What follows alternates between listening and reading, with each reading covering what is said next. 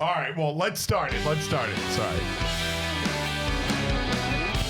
All right, and we are back on the Pizza Podcast. I am so excited today. We got one of my favorite people in the universe, Fred Mortati from Orlando Foods.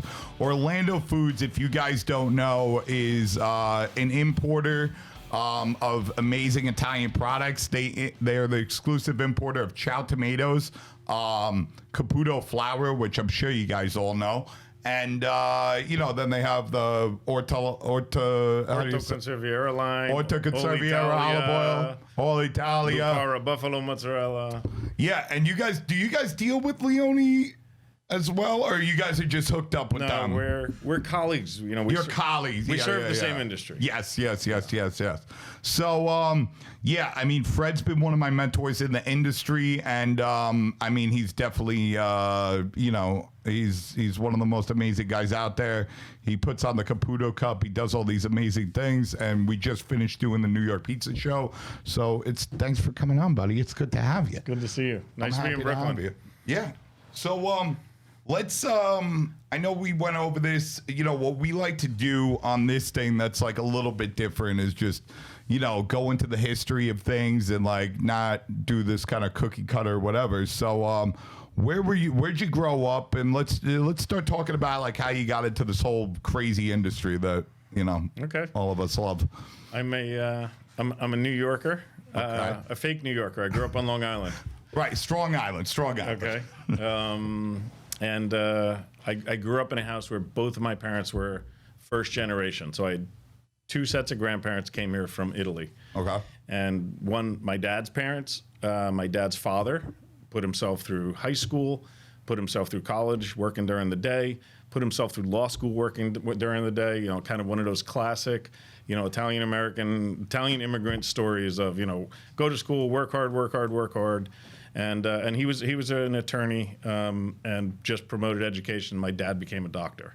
Okay. My mom's family. Wait, he was an attorney? He was an attorney. Like a lawyer. Like a lawyer. And then became a doctor. No, my grandfather. My grandfather became an attorney. Okay. And my dad ended up going into medicine. Got it. My mom's side of the family is the Orlando side. My mom's side of the family. My grandfather came here after the war, and he met my grandmother here. Okay. She was also from Sicily, and in those days, you married from within your town, or at least a town away. Not being Italian was okay. You had to be from the same area. Absolutely. So he met my grandmother. They married. He started importing some food to the States. What part of Sicily was he from? My grandfather's from Palermo. Oh, from Palermo. Yeah. Okay. Actually, met my grandmother here. Moved back to Sicily to get married.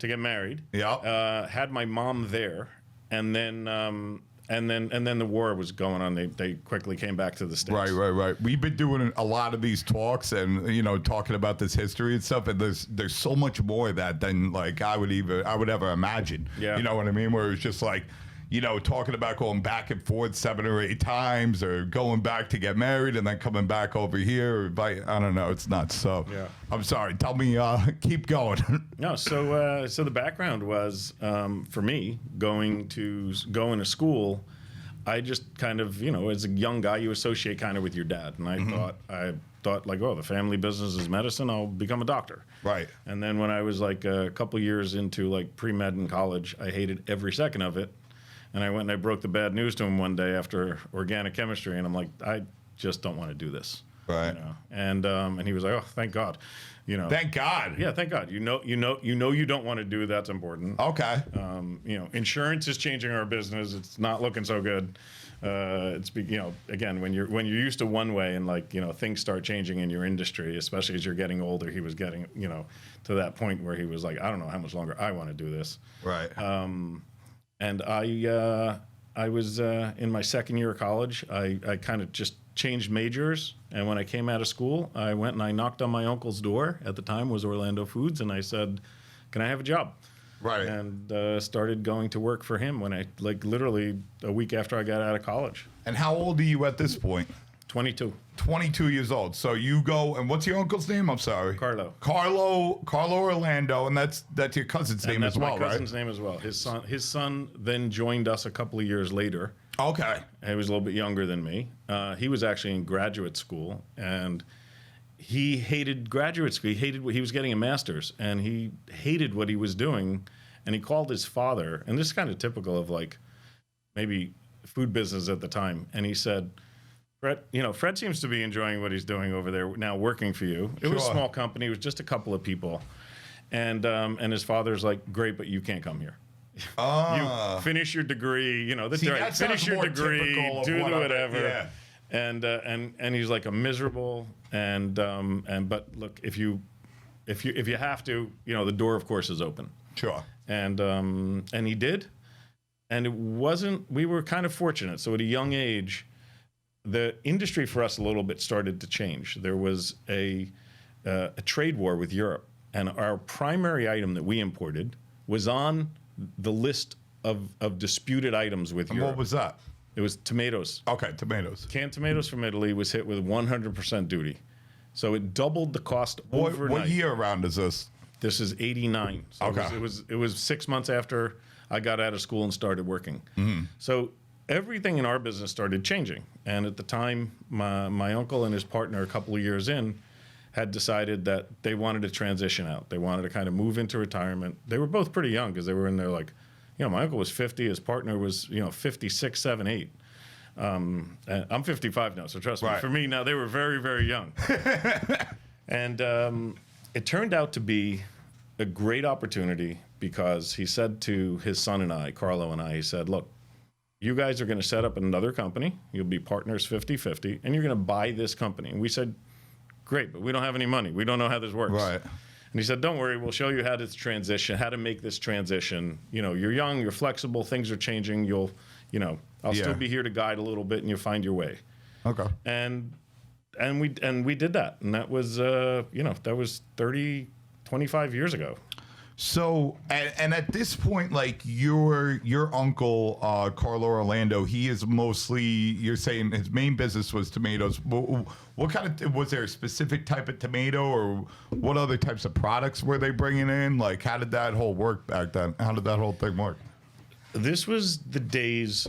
So, kind of when I got out of college was right when like the fax machine came out, and, communication started to change. There started to be some communication. There started being some trade shows. Orlando Foods was an intermediary. We have a lot of kind of deep-rooted relationships in Italy, and we knew the food business or food distributors in the States. So we put people together. Mm-hmm. So it was kind of like a food brokering business. Imagine like trading stocks and you had the broker in the middle. We were doing the same thing just with food. Right. And so tomatoes or oil or Pecorino Romano cheese, and we would put buyer seller together, and we would get paid a commission on any of the sales. Okay. All that business started to change because people started to go to trade shows. The internet came about. People started to find each other and meet each other. And, at a young age, we realized, okay, we need to redefine our value proposition. Right. What is it that we do? What do they need? What do they need? Fred Mortati and Orlando Foods if they can hook up with this guy directly. Go find producer X by themselves. It makes sense. Yeah, and so we decided that we had some really great relationships. My partner in the tomato business at the time, I met when I was 22. That was 33 years ago. Lino Cutolo, who you know super well, the Chow Factory partner, and we decided that we have to build value in the brands. We have to build value for the customers, give them like real consistent, good product. A lot of the customers in the United States at the time selling restaurants were just buying stuff, having their paper labels wrapped on it, and selling it. And the factory at the time was just putting today Nino's label, tomorrow Fred's label, the next day Brady's label. And there wasn't a lot of consistency in the goods. Right. So what we did was we decided we were going to, bring like better specs to the products, create more brand awareness around them. At the time, we were just starting to import Barilla pasta. Barilla was not in America. Today, it's the #1 pasta in America. Right. And now it's all, a lot of when you buy it in America, it's run through Teflon dyes in Illinois, correct? Most of the product. It's made in Ohio, or they have 2 factories, one in Ohio, one in Rochester. Okay. At the time, it was imported, so we helped them create a business of various importers in the States. Mm-hmm. So as Orlando Foods, we handled New York, New Jersey, Connecticut.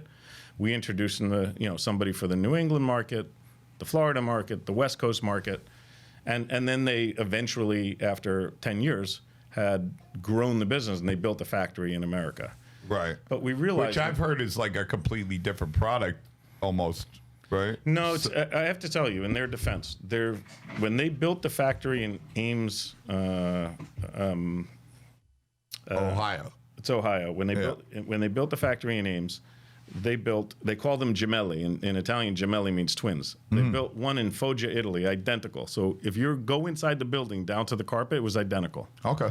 So as long as they use the same raw materials, you're going to get the same product here and there. And our relationship with them lasted for a long time. I mean, and it was only a few years ago that we really kind of started going separate ways. Their vision and our vision was a little bit different. Sure. And we'll get to that later because, as you know, we took an approach more on the artisan side of things and not as complete mainstream. Right.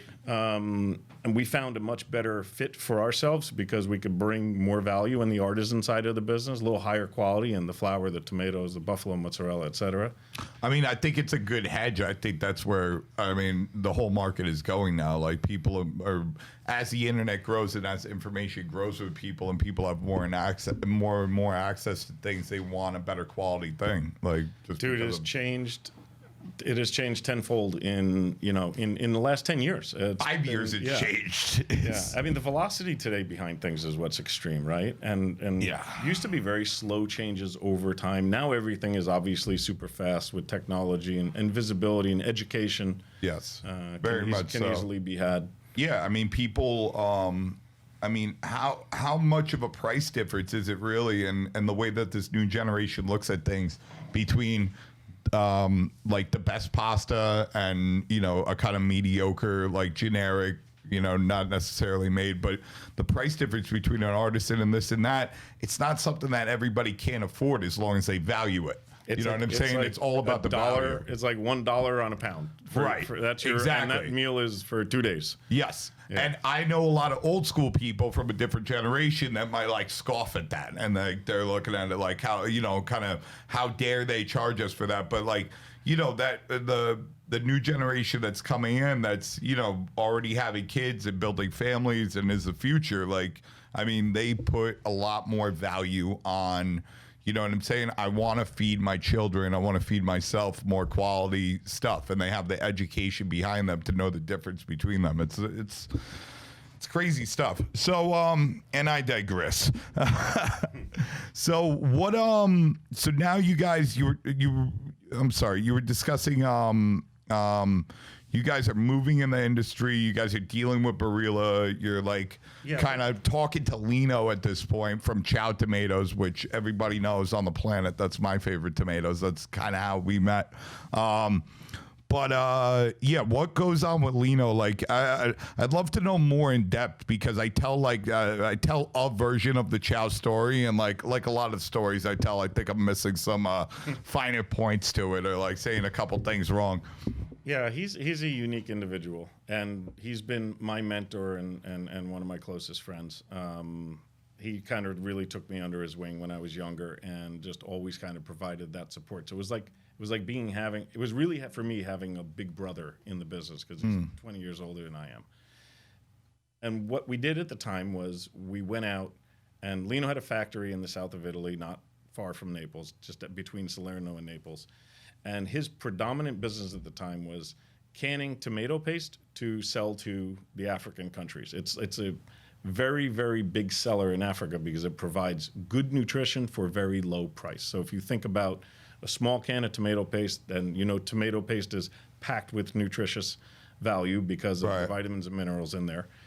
And it's an easy way to kind of support a society that doesn't have a lot of money. So it's a really big business, the trade between Italy and Africa on tomato paste. And that was how he started. He started traveling to Africa, creating a business, creating clients, getting an importer in each one of the countries, and starting to sell tomato paste. And that led then to Fresh Pack.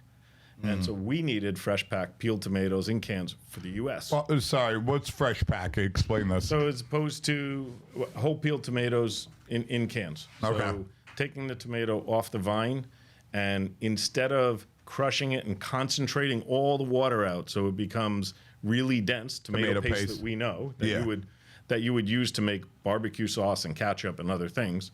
Right. Instead of doing the concentration, actually just taking the fresh tomatoes, taking the skins off them through steam peeling, all natural steam peeling, putting them in cans, putting tomato juice to fill it, and close the can. So very fresh. So what we see on that video that I got on Brooklyn Pizza Crew, where it's one of the most interesting things in that factory video is just, like the old ladies just by hand putting the basil in and hand doing it, combined with the technology. It's still kind of an artisan process from the standpoint, like, it's become industrialized because you adhere to the norms of trying to become more efficient in your process and move more volumes because you have to, et cetera.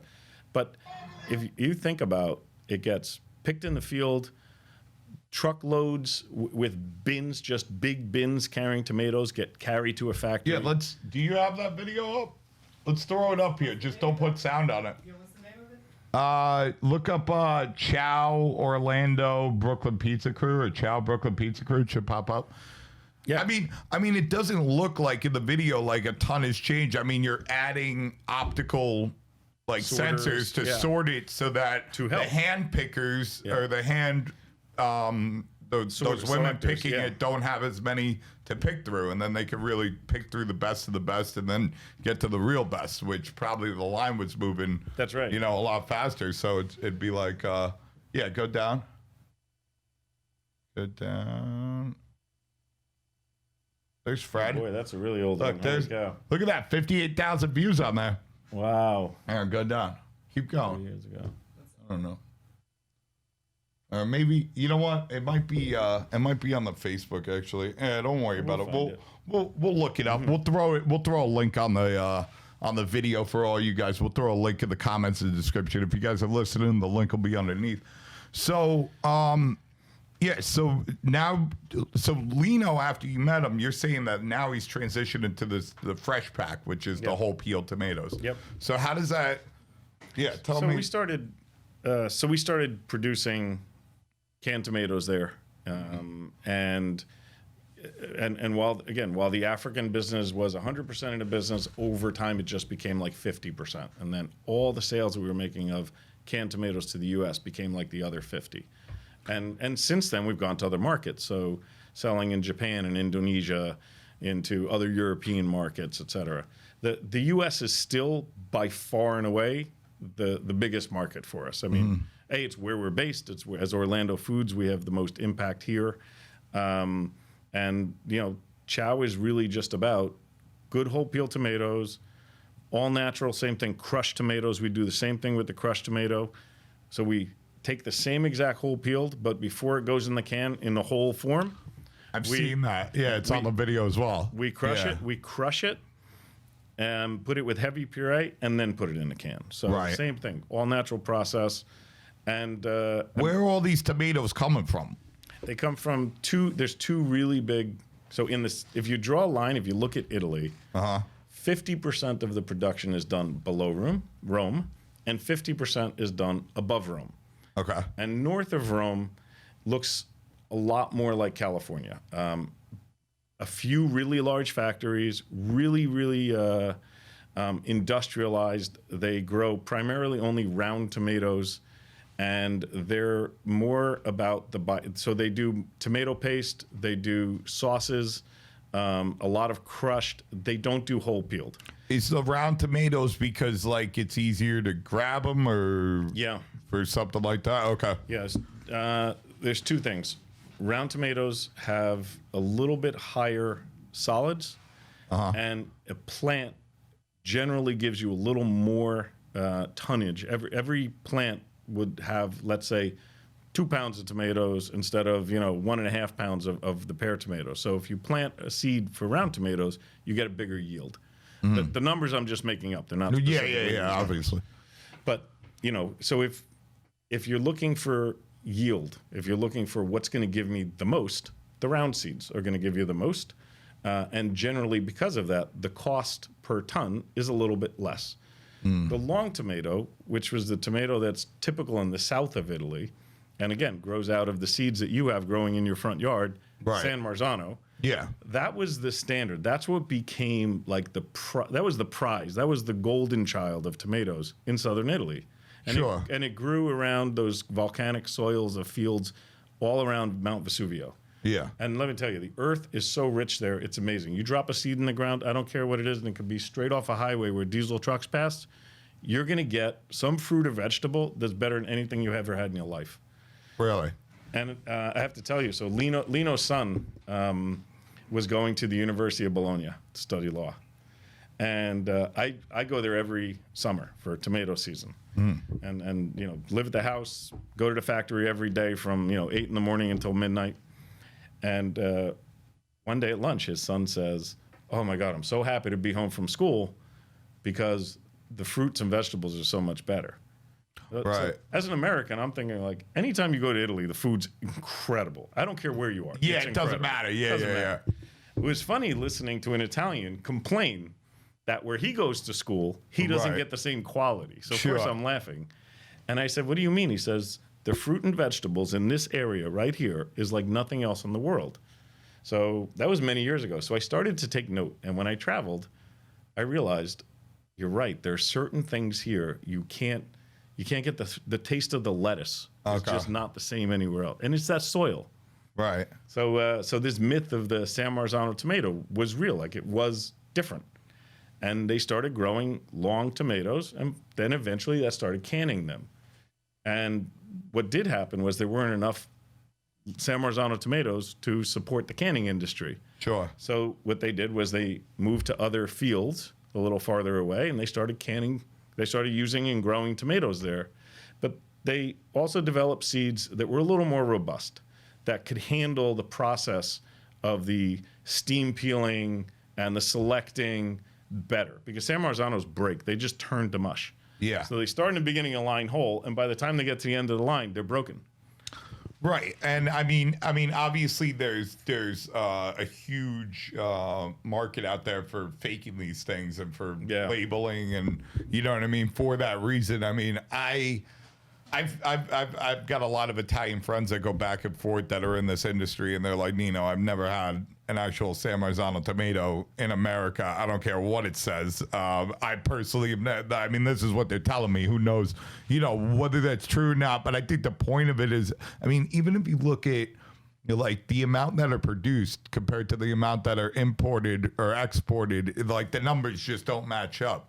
Yeah. So I can tell you quickly a funny little thing. I had a very famous restaurateur from Los Angeles with me in the factory. Well, it'll be 2 years ago now because of COVID. Sure. We couldn't go last year. Yeah.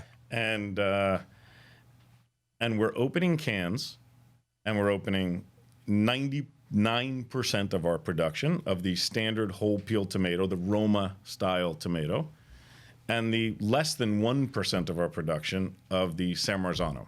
And we do San Marzanos a few mornings during the week of production, and we only run for a couple hours, and we have to turn off a lot of the machines, and we have to have it very manual so they don't break.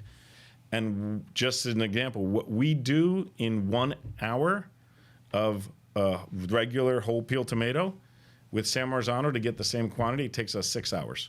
Wow. It's crazy. That's Yeah. insane. And the seeds, the raw material, costs 5 times more. Right. So it's a really particular item. Now, we do it. It's real. It's authenticated. Okay, it's certified with there's a controlling body in Italy Okay. that monitors every piece of the way. They monitor the field, the guy who sells you the raw materials. They check the total quantity you got, so they know how many cans you're allowed to label. Right. So I had this chef there, this restaurateur. She owns a number of restaurants. She's super high quality. And she says, "Oh, I used to buy San Marzanos, and I stopped." And I said, "Well, this is the regular whole peel, this San Marzano." She tried the San Marzano, and she said, "I've never had these before." Right. I must not have been getting, whoever was selling me San Marzanos was telling me something that wasn't true. She goes, "Because I've never tasted this before." I mean, in my time in the industry, I've come across. I remember hearing stories about different companies who actually got fined, they got caught doing this stuff, and it's in some cases. So in Italy, you're not allowed to even use the word San Marzano style, But you could ship tomatoes from Spain. You could pack them in California. You can do them in Turkey.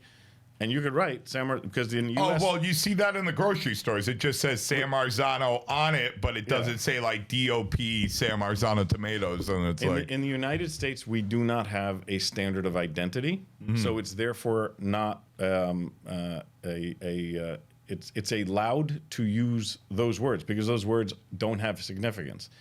In Italy, there's a certification. There's a process. Certification is not the right word, really. There's a governing body that controls all the production, all the use of the labels, and the numbering of the labels. Right. And you can't use the word, even San Marzano style. It's made like that. You can't use that on anything that's not the authentic, that only comes from a few factories in that region of southern Italy. So, like, you couldn't even put them in a can in northern Italy.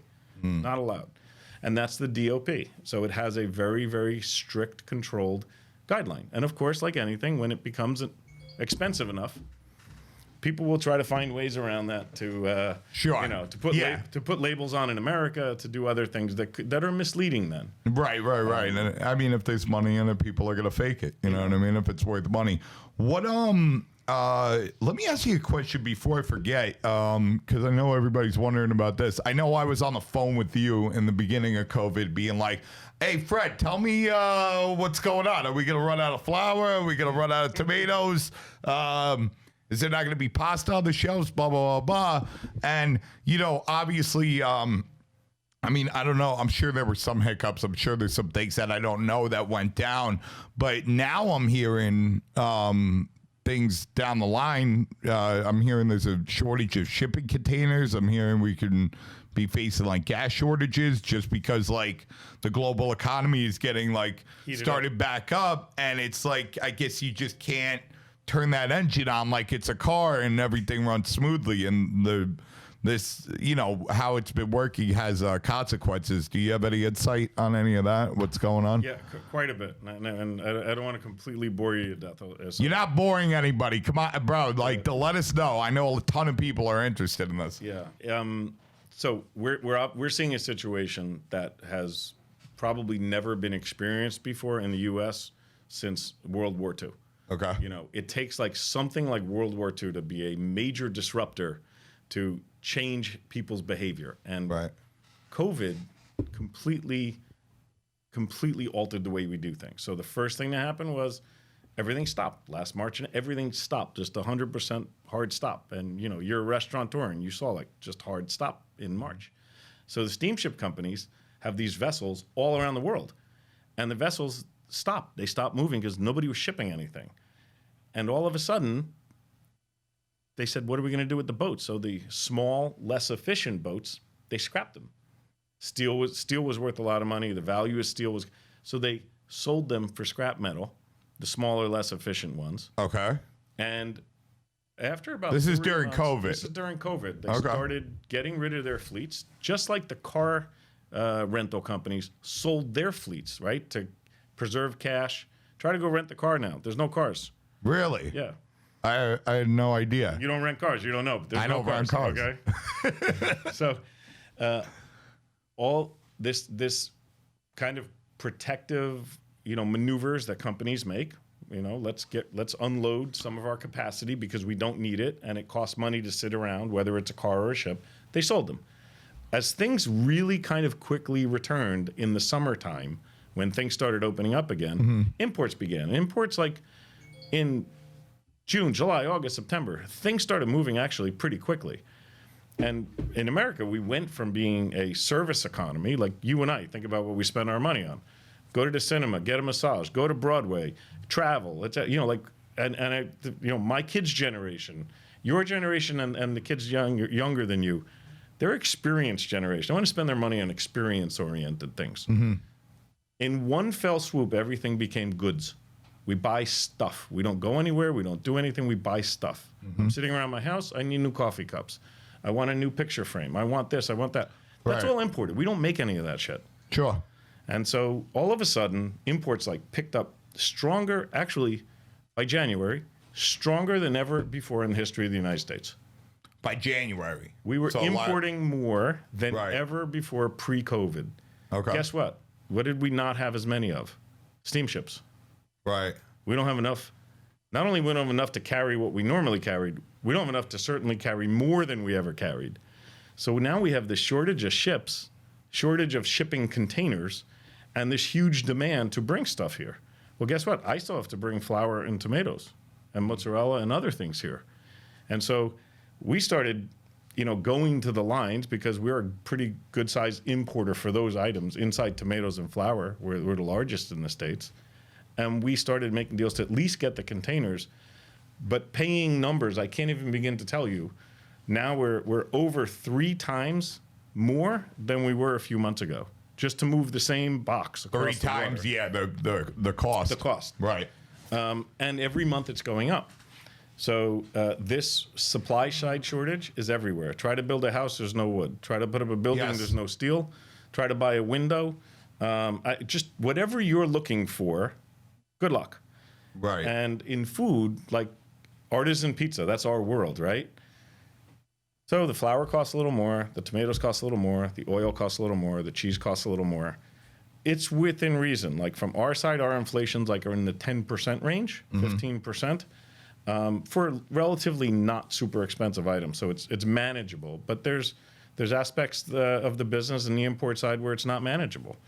Like such as what kind of things? Well, when you start talking about the car industry now, there's no cars available.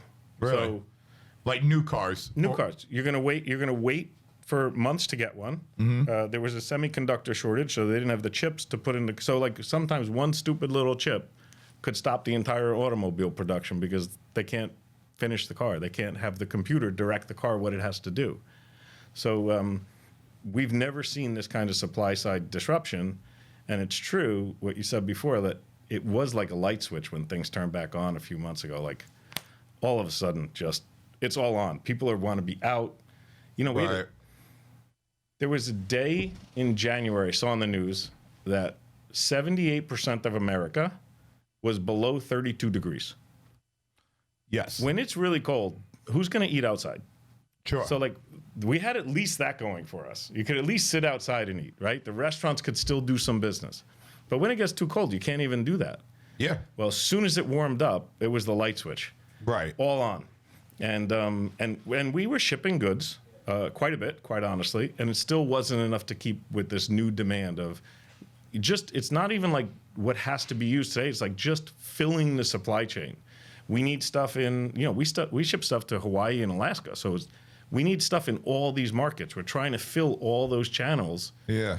And either we can't find the boats to get there. Or you can't buy the containers to put on the boats to put them into. Yeah, it kind of hurts my head when I try to think about it. But even I heard something about gas. Somebody was saying that everybody's going to be driving their cars again, and they weren't. And you know what I mean? Like, there's not just mountains and factories full of this shit waiting for people to get back in their cars. Like, it has to all come from somewhere. And it's like starting that engine, right? You got to crank it and get it moving in the revolution. It's slow in the beginning just to Right. get the whole thing going. And if gas goes up, doesn't everything else go up? Like, all Yeah. these things have consequences. Like, that's what I'm saying. I'm like, well, if this happens, then this is going to happen. And then blah, blah, blah, I heard blah, the blah. same thing the other day, and it makes sense that there's a driver shortage. Like, even in our industry, the distributors who need drivers to carry food to restaurants, right? Can't find drivers. The gas companies, Exxon, Mobil, Chevron, whoever, are having a hard time finding enough drivers to actually carry the gas from the refinery to the gas station. So the gas is there, and the gas station wants it, but there's no trucker to bring it. Right. And so they are saying that by the summer we're going to see some nasty, nasty numbers. I know that my beautiful wife Shaylin Brand is at Disneyland right now, and or was at Disneyland like a week ago, and they had to go on like a raffle or some kind of internet. They had to sit on the internet and be like, press buttons because like 10,000 people were vying for these tickets, and there was only like 1,000 tickets.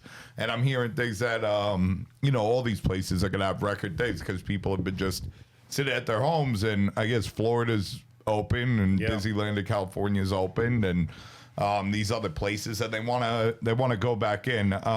Thank God. Yeah, is there any do you have any other predictions on what we might see like problems with, or? Well, I mean, look, these are to me they're obviously good problems, right? Because we just faced down and stared down the worst global pandemic that we'll see in our lifetime, most likely, we hope, God willing. Yeah. Okay. And something that we haven't had in 100 years. The fact that we got shots in arms in less than 12 months, is to me just a testament of like how great America is. Right. And the world coming together to like solve a problem. The fact that everyone, the whole thing you keep hearing of remember what comes after the pandemic is the Roaring 20s. Back after 1918, we had the Roaring 20s. I know that's coming. Right. That's coming. And I think that's what you're talking about. That's what we're seeing, right? It's like, Right. We're all dying to be out. We're social animals. We want to, what do we love about our industry, right? Think about like our artisan pizza Getting world. together. Getting together. Yeah. Like we always say, pizza brings people together. And I think all these places, all your friends and our customers, they're all starting to work really well again. People are coming to their place. It's not just takeout. And that community, what that creates in community is what we're all dying to have because we've been isolated. Yeah. And it's we've got it not taken healthy. away from us. Yeah. And we're starving. I think my and we're my supplying businesses it. We have not shorted anybody. We're finding Right. a way to get it's just but it's hand to mouth. Like it's the skin of our teeth. As soon as everything comes in, It's gone. It's gone, and Right. it just can't get here fast enough. But we we planned months ago of just preloading, and where I thought I would have tons of inventory now, it's just gone. Right, and that was your problem in the beginning of this? Was you tried to preload it and you were like, Nino, I'm sitting on so much, you don't have to worry about anything. But now that's coming to a head. Yeah, because that's exactly you're what turning on the light switch again. Nobody wanted it. Now, Well, we thought. Well, I think me and you. I think we had a conversation like in the beginning of this whole thing where like I was like, "Oh, don't worry, it's gonna fly off the shelves."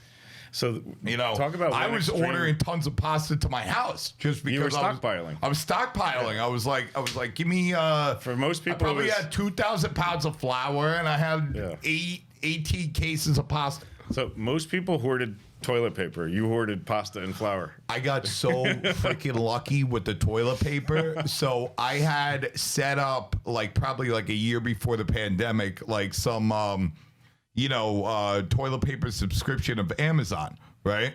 And I'm a numbskull, and when it starts piling up, I didn't turn it off. Nobody does. So then the pandemic, and I remember before the pandemic, I was about to go on Amazon and I was like, I gotta cancel this toilet paper for the next 5 months because I got like a pile. I live in Brooklyn. I got nowhere to put this stuff. You know what I mean? I don't have a place to stockpile things. And then the pandemic hit and everybody was worried about toilet paper. And I was like, I go into my little utility closet. I'm giving toilet paper out to the neighbors. I'm like, That's funny. It was great. So we went from that extreme of having actually not having enough warehouse space to put everything because no one wanted it. Right. To now all the warehouses are empty. We can't refill them because it can't come fast enough. Sure. It's awesome to see. It's great to see people, first of all, it's great to see consumers out again, supporting the industry, spending money. And so many restaurants got annihilated. Downtown area is worse, right? Manhattan, Chicago, downtown Chicago, downtown LA. And the suburbs seem to do okay. You got urban-centric restaurants. I mean, sure, yeah, we're Manhattan. Our Manhattan locations definitely took a hit. Our Brooklyn locations are doing better than ever, but I think we're going to take a major hit as New York starts to open back up because I think that.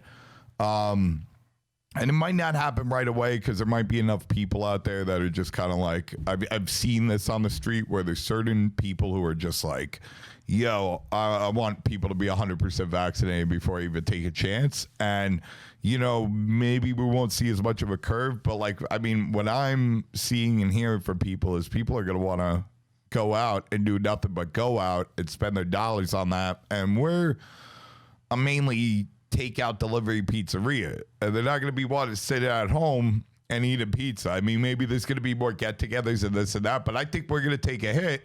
And I think like a lot of my friends that were able to hang on in the bar and sit-down restaurant industry are going to see, you know, the best numbers they've ever seen in their lives. You know what I mean? I certainly hope so, because the city needs it. They need it. Yeah. They need it badly, and they've suffered so much because there was nobody there to support them.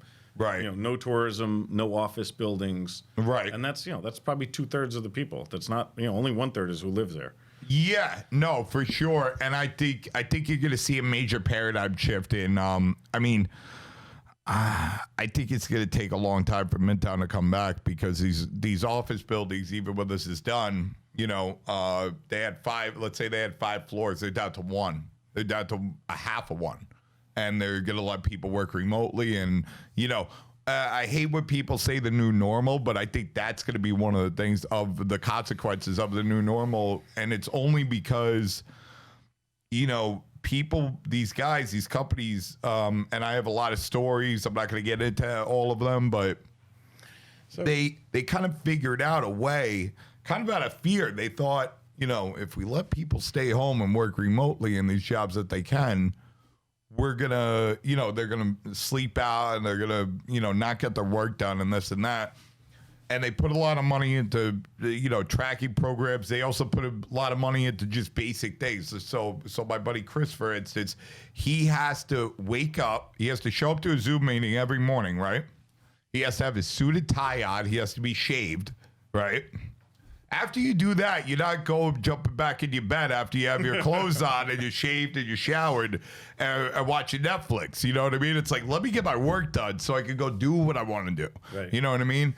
And it turns out, you know, you take out an hour or 2 hours to 4 hours a day commuting on top of that, and you get a lot more productivity of this and that. And obviously, it's not the case for every single thing, but Not everything can be remote, and Right. not everything can be hybrid. But all you need is 20% of it to go that way, and that is and the you have a paradigm major shift. paradigm You have a shift. major Yes, shift. yes. It's a huge number. It's a who knows what huge who knows number. what it's going to be, but I agree with you. There's that, you know, every crisis has obviously, you know, some change in behavior afterwards, right? Mm-hmm. And so we're going to see all that. I think personally for our industry, because what did we say with our team right away was, you know, a lot of our team that is your age, okay? Yeah. Well, you weren't around when I was younger and we had this first trials of Orlando Foods with this whole trade war with Europe. Then, you know, 10 years later we had 9/11. And like 9/11 was real, and like it did change things in America. Big time. Then we had, you know, only 8 years after that, we had the financial crisis, the worst financial crisis since, you know, the Great Depression. Right. Well, guess what? People lost their jobs, their homes. They didn't have money. What was that going to do to the restaurant business? And then we have this, and like we adapt. You know, we overcome. We find our way through this. And the one thing that's great about Americans is they're so resilient, and the industry that we're in, especially when you think about like artisan pizza, it works. It's a great solution for people who want something really good to eat. They want the experience of going out, and they don't have to pay too much, but they get Right. a huge bang for the buck. Like it's, to me, you drive a lot of quality and value with not a huge price tag. So like pizza did really well after 9/11. It did really well. Financial crisis. And from the financial crisis, what did we see in the last 10 years? Explosion of artisan pizza. Even Right. the great chefs, they wanted to go into Oh yeah, artisan pizza. You see Gordon? I mean, it doesn't look good. It looks really bad. Sorry, Gordon, you're the freaking goat on the Michelin star thing. But I saw him pop up on Facebook, some street pizza. I don't know, bro. That pizza doesn't look like it. Maybe you got a consulting gig coming. I don't know. I commented on him. I was like, hey, Gordon, bro, you're the go to the kitchen, but I think you need some pizza lessons. Come over to Brooklyn, we'll hook you up. You know what I mean? Not for nothing. That's awesome. But Yeah. I think what you just said, even in a more general sense, is something that like should be said more. Like, you know, how resilient Americans are, and I mean, I'd love to scream that into the ear of so many people who are just like, oh, well, this is happening and, you know, making excuses and this and that instead of adapting, instead of evolving, because it's something we're always going to have to do. You know, if prices go up, we're going to have to figure out how to deal with that. I was telling this, do you remember the name? It was Keith McNally's place. It was on the Bowery and Houston. What was the name of that restaurant? It was funny. It's so funny you're mentioning it, and I don't know why, but I was thinking about it. I was thinking about it yesterday. It was called Polino. It was Polino. Polino, right? Yeah. I remember, and now that, what was that, about 15 years ago at least, right? That those guys opened their doors? Yeah, 06, 07, 15 years ago. Yeah. And this was like, the reason why that was one of his few locations that didn't make it. Well, then he opened up the chain thing, but no, it did really good for like, for a number of years. It did incredible. I remember it was like at least 4 to 6 years that they were banging them. And what they ended up doing, it was like this thing where I'm sorry, you're right. You know what it was? I think that was a financial crisis thing. Yes, it was a financial crisis thing. But what they did was they, I guess what I saw that happen was they realized that, like, you know, because the rent for that space was like 40 grand. The rents were going through the roof. Mm-hmm. And now you're like this restaurateur with all these different places, and you're like, okay, what do we do? And what do? He started, instead of, because, you know, back then, if you're a fine dining restaurant, you were opening up maybe at 5, 6 o'clock at night and maybe doing a 3 to 4 hour dinner service, right? And that was the industry, and that's what you did. They were opening up Polinos at 8 in the morning. And there was people at 8 in the morning, and they figured it out. They were like, okay, we're paying $40,000 a month for rent. What do we got to do about that? What we have to do is we have to put more money on the table. All right, obviously. And then what does that mean? Okay, we're going to open for lunch. We're going to do like a little breakfast thing. There's a lot of cool people in the financial industry that have moved to the Bowery and moved to this area. And you know what I'm saying? We can have them have breakfast with us and give them espresso and give them this. And then they started doing a huge lunch business. They did a giant PR campaign that brought all these celebrities and all the people that want to hang out where the celebrities hang out into the doors and this and that. And they adapted. And I think with our industry, you know what I mean? We're going to, you know, one way or another, we're going to always have to adapt as well. If that means adding, you know, artisanal bread programs to our menus, if that means, you know, doing better with like delivery, if that means opening bigger sit down places with a lot of, you know what I mean, where guys can order liquor and we can add that source of revenue. But like this whole industry, you know what I'm saying? It's going to go and everybody's going to have to take like a hard look at themselves and really say like, yo, what do I got to do to survive? Because the problem, in the end of the day, if you're not surviving, it's you. It's not everybody else. You can make all the excuses you want, but the excuses, they're not going to keep you in business, right? And they're not going to put more money on the table for you. Listen, we've all had to evolve through COVID, right? And we have to, first of all, every company should be evolving over time, no matter what. It shouldn't take a crisis. That's what I'm really saying. I'm not talking about COVID right now. I'm talking about in general. It shouldn't take a crisis to force you to kind of look ahead down the road, analyze where you think things are, and then honestly, that's what makes the work part fun, right? If we have to work for a living, and if we can at least enjoy what we're doing, and I always find that being curious, looking ahead, trying new things. You know, first of all, as an entrepreneur, I've gotten myself into other things as well. And like, you know, you try and you fail. And you've heard the expression, fall forward. Just keep falling forward. 100%. And like, that's the fun part. That is the fun part of it.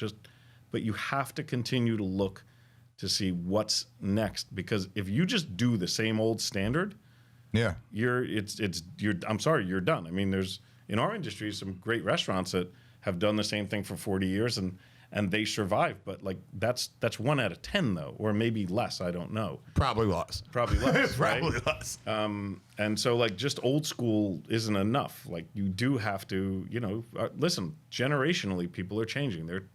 Their tastes and their likes change, and what they want and what they need. Mm-hmm. How you communicate to them is completely different. I mean how the restaurants communicate to the customer is changing a lot. I've been seeing. You did that talk at Pizza Expo 2 years ago, I think it was. Right? Yeah, 3 years ago, maybe. Maybe 3 years ago, and you were telling people 3 years ago, and it was a huge auditorium. It was a room full of restaurateurs, pizza owners, right? And you were talking to them like they were so many people were just not tuned into what they need to do in their communications. Right. And you gave that seminar, and this is how you should be communicating to your customer base. Yeah, and I think even then it went over. They were like, yeah, all right. You know what I mean? Well, guess what? I think COVID made everyone realize, holy shit. COVID. We need to do that. And COVID pushed everybody in that direction because they had no choice. What do you do? Like, you can't. What do you do? I mean, when you're in that thing, what do you do when you're not doing expos? I mean, you guys, I mean, Caputo and Orlando Foods and Chop Tomatoes, like, I know for a fact I've been going to expos for so long, and you guys, like, every time you guys step up the game, the next year you see, you know what I mean? Yeah. You see all the other guys do it, and then it's like, you guys, you know what I mean? You guys are one of definitely the leaders and all that stuff, which is amazing. Yeah, tell me, I know we were talking about this over dinner, and I was really blown away by, like, the whole history of it, but let's talk about Caputo flour and like how that all happened, like how kind of new it is. I mean, it's not new. It's 100 years old, but at the same time, for us in America, it's very new. And I don't think people see it like that. I think that's like important to put, just things into perspective. You know what I'm saying? Like how, I mean, we're living in the greatest time I think this is the greatest time in the history of the world to be alive. You know what I mean? Not only the greatest time, but the greatest place. No doubt. We are in New York City in 221, and I hear a lot of people like, yeah, Nino, you sure about that? And I'll break that down for everybody. It's like, bro, we got supercomputers in our pockets. We can get anything we want, anytime we want. We can get any piece of information that we want on demand. You know what I'm saying? You just got to grab it. There's not a doubt in anyone who does the research that there has never been a better time to be alive. Yeah. People have never lived better. And there's what's amazing in the States and more so than other countries, and I've traveled a lot. For importing, I've traveled a lot. Mm-hmm. And the one thing the U.S. has that's very different is since we're multicultural, we eat foods from all over the world. Right. And if you think about it now, you can get a nut that comes from a 100-foot tree in the middle of the Amazon, and we could eat that. Yeah. Almost every day if we want. Right now, we can like walk down the block and buy some. It's beyond incredible what we have at our fingertips. And because the U.S. and because we're multicultural and we have all these other cultural traditions mixed in, there is so much import of so many different things that is also authentic. So if I want authentic pizza that's from Naples, I could eat it. If I want the super artisan version that we've created in the U.S., I can eat it. If I want awesome Thai or whatever, it's all at our fingertips all the time, and it's super easy to get. And it's really, really good. And because access to information. Well, think about even 10 years ago. Like, I mean, what is it, who's to say besides, like, I used to hear a lot of guys argue about, like, where A came from or what this was and this and that. I'll take and it now back. we know. I'll take it back to your question, though. Like, this is also relates to it. So why 00 flour from Italy? Why Caputo? At the time, if America's a big producer of flour, why? Well, if you want to eat uber authentic, then you need tomatoes from Italy, buffalo mozzarella, flour. If you want to eat exactly what they eat there in the same style, because I have not. And we're talking about Neapolitan pizza. I've not yet found a person who's gone to Italy and not said whatever the experience was, the food was amazing. Right. Right. So like that's one thing that they have checked. That's one of the things they do better than anyone in the world. So if you want the best food and you want Italian food, then bring the best products from Italy. And I would love to take credit for the fact that Caputo's here, meaning I wish it was only my idea, but it wasn't. It was a friend of mine, one of the co-founders of Chef's Warehouse, which is a big distributor in the U.S. with 9 or 10 locations in different cities. And at the time, they were only in New York. What's that guy's name? I'd love to have that guy on too. Maybe we could give him a call sometime. What's his name? So there's two brothers, John Pappas and Chris Pappas. Okay. And they started their company in the mid '80s, and they started selling to the best restaurants around the city. Yeah. And grew this amazing business. It's a whatever, multi-billion-dollar company. At the time, in probably the mid-90s, Right. Chris called me because one of their customers was going to be opening up a pizzeria in Grand Central. Okay.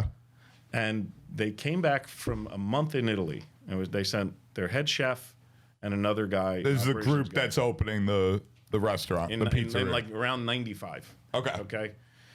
And 25 years ago. And they said, when they came back, hey, we need this flour. It's called Caputo. There's a red bag and a blue bag. That's all we know. That was the information Right. that came back. And they called Chris and they said, could you find this stuff for us? So Chris, knowing that I import a lot of stuff from southern Italy, from Naples area at the time, my association with Lino from Ciao Tomatoes, called me and he said, hey, could you find this? And just to give you an example of how long ago it was, there was no Google.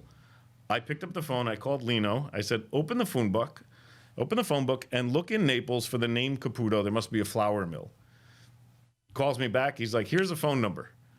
Right. So I call the flour mill, and my dearest friend Antimo Caputo, who you know very well. Yes. At the time, We ran on the beach together. You ran on the beach in Atlantic City. We ran into the ocean together in Atlantic City. His dad comes on the phone. His dad, what's his name? Carmine. Carmine Caputo. So Carmine comes on the phone, and I explain to him, I need to buy this flour from you. And like any good Italian, he's completely cynical. Like, why in America would you ever want my flour? I must be getting screwed somehow. So he said, if you send money, I'll send flour. So I called Lino back, said, do me a favor, bring this guy a check. I'll pay you back. Pay for this container of flour. I have to get the stuff to America. And the restaurant that was opening in New York is still there today. It's called Naples 45. It's part of Patina Group, and it's on 45th and right off of Park. So now before that, you're saying before 1995 when this place opened, Caputo doesn't exist in America. Doesn't all right. exist. Was there even a place that was even doing wood-fired pizza at all? Yeah, there was. There was at the time. There was actually So I'm sure there were places doing wood-fired. Yeah. But they were like really, really few and far between. Few and far between. There was the artisan pizza in the States at the time would have been the coal-fired stuff. Yeah. Lombardi's, like Lombardi's. Frank Pepe's in Connecticut and Sally's and yeah. It's kind of amazing that, I mean, because you had like these you had like the Italian diaspora, or is that how to say it? Diaspora when they all leave? Diaspora. Immigration. If I'm saying that wrong, diaspora. There was two of them. There was one that was like the 1880s to like the 1920s, and then, and then you have the second one that happens after World War II. And, you would think that, like, they would have come over here. There was a lot of Southern Italians coming over again for the second time. And, but they really didn't. They just, and the more and more I'm looking into this, like, the history of sliced pizzeria, like, a lot of people don't realize, the sliced pizza oven wasn't invented until 1958. And then there's this explosion in the 60s of this sliced pizzerias with these, kind of gas deck ovens. And there wasn't with the wood fired. It was everybody was switching to that in America, and it blew up. I feel like pizza blew up in America faster and more over the country than it did in Italy. Sure. You know what I mean? Like, I feel like, I mean, I don't know if I'm 100% right on this, and I want to do a lot of interviews with a lot of people that were there for it. But I feel like it was just kind of like, if you were to go back to the 60s, like, finding a wood-fired place outside of Napoli would have been maybe far and few in between, or outside of Campania, right? If you were to go to Milan in 1961, like, would there be, how many wood-fired pizzerias like Neapolitan would there be, do you think? Yeah, not there. Not there. The one great thing about traveling through Italy, and we'll do a trip together. Yeah. We have to. The one great thing about traveling through Italy is every region has its own cuisine. Sure. And the beauty of what they do is kind of what you're doing in your backyard in Brooklyn is you eat what comes out of the ground when it comes out of the ground. Yeah. So there's the pear season, there's the strawberry season, Sure. there's the lettuce, whatever it is, you're eating it when it comes out of the ground. So in certain areas, like in the South, in Naples and between Naples and Salerno, that area that we spend a lot of time in with flour and tomatoes, well, they eat a lot of fish. They eat a lot of mozzarella. They've got these regions where they make buffalo mozzarella. That's a staple. They're on the water, so they eat a ton of fish. They don't have a huge industry for meats. Well, go to Emilia-Romagna, and there you have a hunting culture. So they eat rabbit, Right. and they eat wild boar, and some of this. It's amazing. And they make fresh pasta with eggs. Well, in the South, they don't make as much fresh pasta. They make dry pasta. Sure. So it just depending on where you are, what Mother Nature gives you is determining that landscape determines your food. And it's great in all different places. But pizza was traditional to the Naples region. And so you're totally right. It was not the same. Drive 2 hours to Rome, and Roman pizza is completely another thing. Now, how old is Roman pizza? I was on a recent. See, if you don't have the answer, don't answer it. Because I was on a recent podcast and somebody asked me, and somebody was like, it's like pretty new, all that stuff, and I was like, I have no freaking idea. I never thought to ask the question, like, when did Roman pizza actually start? You know what I mean? I can tell you, and I'm only saying this is only from my experiences, not like data. I don't know. Right. My experience has been from 30 years of traveling in different areas in Italy, that in different regions, they accomplish the pizza in different ways. So it's true in Naples, pizza started with high heat wood burning, this really soft dough with a little bit of tomato on it, right? Mm-hmm. And you cook it and you fold it up and you eat it while you walk down the street. In Sicily, where my mom's tradition from Sicily was making a dough, putting it into basically a tray and baking it in an oven. Sficcione, right? And so so you would then. But that's not pizza. But then they would put tomato on it. Sure. And they'd put mozzarella on it, and it became a pan pizza. And in America, but even their way of doing pizza was this way. So it would be more once they got this idea of focaccia pizza style. Right. Well, it was like, I'm going to make a focaccia. Why can't I bake a bread? And this is how I'm going to do it, though. Tomatoes and mozzarella taste really good, according to these Napolitans. Right. But they didn't use wood fired. They used electric or gas or whatever. And in a lot of other areas. And again, I'm talking about more modern day. You find the electric or the gas ovens, and you have electric ovens from Italy in your Williamsburg places, I have electric and gas. I have gas in 2 locations from Italy, and then I have electric from Italy in 3 locations. Right. So those, but the electric ovens in Italy are pretty common. You see them in a lot of places, and they use them for bread baking, but they use them for cooking anything, and they do use them for cooking. Yes. So outside of Naples, they do that. In Naples, they really just stick to the wood burning.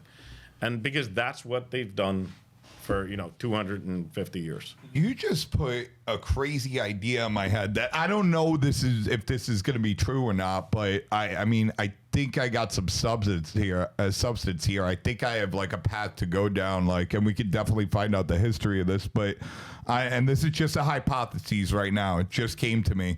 But if you look around America, right?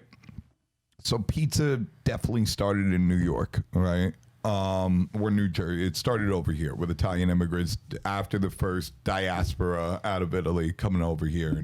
And, somebody brought this stuff and it, kind of took off. And then you have this second wave of pizza where, the ovens get invented that takes it out of the coal oven.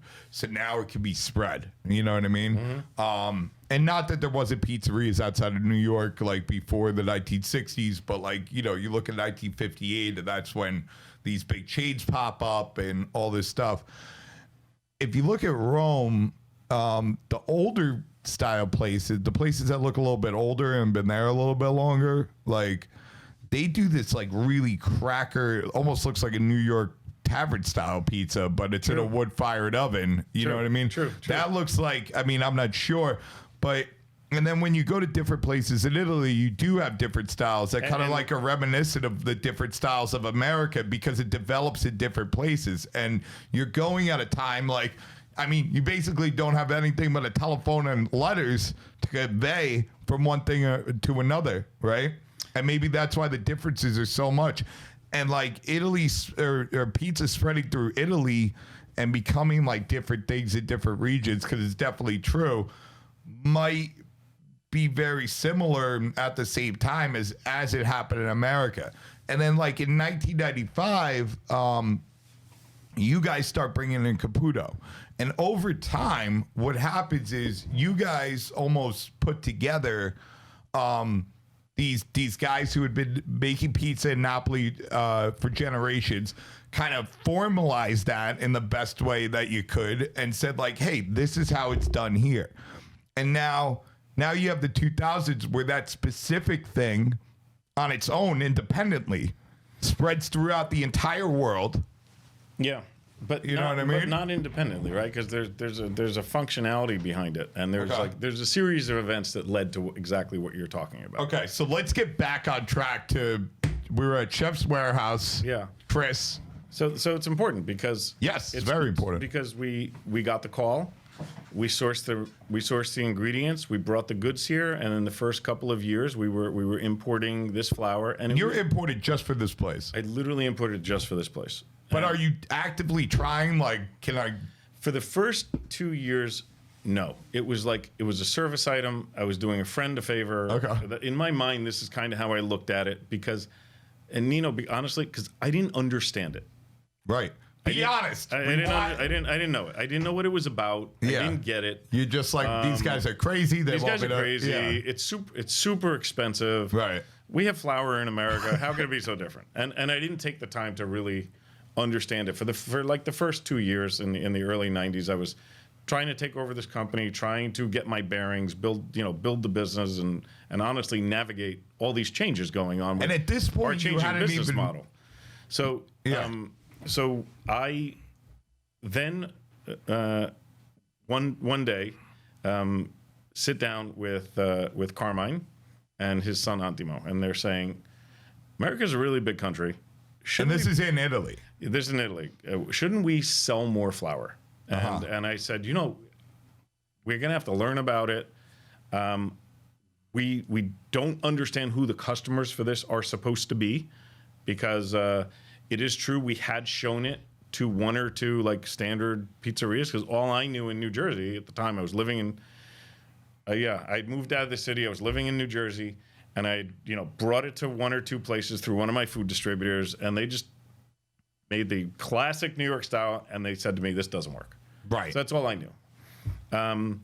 And they started teaching me a little bit about it, like why is it different? What is Neapolitan pizza? And so now for some years I'm going to Naples for the tomato harvest, but I'm not going to Naples proper city and learning about the pizza culture. I'm going there outside of the city.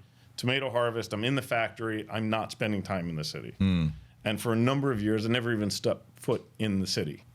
And then one year, when I was trying to learn more about the flour, I was visiting the flour mill, and they happen to be Antimo's flour mill, the original mill. They have two. The original one is downtown Naples, like literally downtown Naples, right next to the port.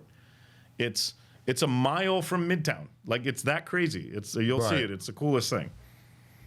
We jump on the back of his scooter, and we just shoot through all these little alleys in the historical center of Naples. And all it is in these little narrow alleys is one pizzeria after another. Boom, boom, boom, boom, boom, boom, boom. What is it called? Like Via Tribunale is like the big one, right? Okay. And he, every two doors, he's stopping, and some old pizza guy's coming out saying, "Hey, what are you doing, Mr. Caputo? Blah, blah, blah, blah, blah." And I'm eating Neapolitan pizza. And it was funny. We told on the pizza festival 2 weeks ago. One of the questions to myself and to Daniel was, "What was the first Neapolitan pizza experience you ever had?" And mine was, I went with Antimo and his dad Carmine to Da Michele, which is hailed as one of the originals. Right. Brandi, I think they say, is the first one ever. Yeah. And there's a huge line, 2 hours wait, and Carmine walks in walks out 2 seconds later, pulls Antimo and I in, and the owner, this guy Condoro, the owner sits us at a table, pushes the pizza guy out of the way, and makes 3 pizzas. He made our 3 pizzas. And it was the first time I ever had that authentic Neapolitan pizza where it's like super, super soft, hanging over the plate kind of, you know, fork and knife only because you can't eat it otherwise. And I was floored, blown away. And that was kind of where I said, holy cow, this is amazing. If we could show Americans this, like, it's incredible. Every time I go eat in Italy, I'm always like, oh my God, if my neighbors could try this. Right. You know, no matter what it is. Sure. And then slowly we started seeing people want to do better products. And so, and that comes also with the availability of goods. Could you find the ingredients I need to do something better? Yeah, and I don't think people realize how important that is. I mean, I think about, I was actually talking to the guy at the local bodega a few months ago. He had to go out to Yemen because he was marrying his son. And, you know, Yemen's like in war right now. And he was like, you know, you should come out to Yemen and, you know, you're this famous pizza guy. And I was, you know, every crazy idea I give some amount of thought. Obviously, I'm never going to Yemen to open up a pizzeria. But it was interesting. If I were to, where would I get the flour? Where would I, if I was to do a New York style pizza in Yemen, where would I be able to get chow tomatoes? I wouldn't even be able to get like a California tomato of any kind. Would I be able to get grande cheese or some kind of low moisture? I told the guy, I thought of it right away, and I was like, we would literally have to like learn how to do some version of this by ourselves, and then we would have to like find a factory that makes some kind of cheese and, you know, be like, all right, we're going to need you to produce this cheese for us and teach them how to do it. Yeah. And then we're going to have to set up like some kind of tomato grow. You know what I mean? Like, I mean, it would be a crazy endeavor, but well, trade shows, international trade shows, have cured a lot of these problems because importers from every single country go to these international trade shows and they say, oh, you know, Caputo's in 130 countries now. You know, Chow's in 70. But so this is all kind of new, though. Yeah, this is all in the last, you know, probably 15 years. I mean, but 10 years ago, I mean, the expo and these international trade shows, you wouldn't be able to recognize them almost compared to what they are today. I'll tell you my little expo story. Yeah. Because you asked me, like, well, did you ever sell the flour to anybody else? Or why didn't you? Or how did you? What happened? So one year I realized, and it was around 2002, 3, 4. So let's call it. We're 6 years, 7 years into importing the flour, and we're having very, very moderate success. Okay, it's not easy. It's hard. We're getting very few customers. Right. And like I said in the beginning, we didn't understand it. As we kind of learned a little more about it, and we just started promoting it. And like, it's very different flour. You use it in a different way. You make the dough a little differently, and you could get the benefits from it. Certainly, if you make fresh pasta, man, nothing like it. Right. And if you want to make, you know, high heat pizza, it's amazing. If you want to make focaccia, we have a recipe. But like the places that we're doing that were, quite honestly, in right below the fine dining segment. They weren't the pizza segment. They were the people that had really expensive restaurants that wanted to do like these kind of gourmet bar pies or stuff like that. Sure. And that was our customer base for this stuff. And it was kind of right before Neapolitan developed. So I decided with Antimo we were going to take a booth at the Pizza Expo. And now it's early 2000s, and we get a 2000 what? We need this for the record. We need this for the books that are being. I'm gonna call it 2002. Okay, let's call it 19 years 2002. ago. Okay, all right. Because it probably was right about then. It was after 9/11. It was probably 02. Right. So we decided we're going to do a booth at the Pizza Expo. We got, and I mean this very humbly because it was a different time, and the expo was different than what it's become. Oh, I was there. Yeah, it's evolved, it's changed over time, and it's a great place for bringing the pizza community together. So we got an oven from wood at the time. Woodstone was probably one of the only people making stone deck high heat ovens fired by gas, because obviously gas, you had to use gas in it inside the convention center. Yeah, it was Woodstone, or you would hire. There was guys that were running around New York building ovens. Yeah, they were building them. So we're going to go to the convention center. So I called Woodstone and I said, "Would you put us? I'm getting a tiny booth. Would you put an oven in it? I'm bringing 2 guys from Italy, 2 old guys from Italy who are pizza guys that are coming with Antimo." Who were those 2 guys? Do you remember? Yeah, it was a guy named Gennaro Cervone and Antonio Starita. There were these 2 guys, and they're both like Don Starita, that guy, right? Don Antonio. Yeah, they're Starita. They were both like well-known guys in those alleyways in the center of Naples, who had places that were in their families for a long time, and they were just solid old pizza makers. They were just great at what they did. So there's this oven, and the guy from Woodstone is there, and we had this tiny little booth, and they're making the dough by hand in the booth, whatever, and the oven gets dropped there, and the 2 of them go walking around the oven. They're looking at it inside, outside, and they say to me, right in front of the guy, but they say to me in Italian, "This isn't going to work." I saw that one coming. Okay. Yeah. So the guy from Woodstone very proudly looks at me. He's like, "What did they say? What did they say?" And I said, "They said everything's gonna be fine."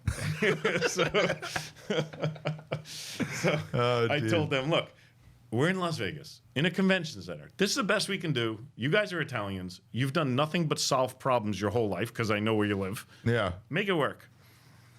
The product they made was so amazing that for the entire expo, people were at a line at our booth, because at the time there was not a lot of great food there. No. And people were having fun in Vegas. They weren't putting a lot of attention to what they were doing. Yeah, a lot of people were just getting impingement ovens and throwing frozen products through, and buy my frozen peppers, or here's my frozen pizza crust, or whatever. Yeah. And this was like Neapolitan, soft, amazing, incredible, just fresh cheese, tomato, the dough's just like amazing. Right. And people would take a bite and start walking away, and they'd turn around, and you could see in their mind, they just had this holy moly moment. And so for the 3 days of the show, the line at the booth was crazy.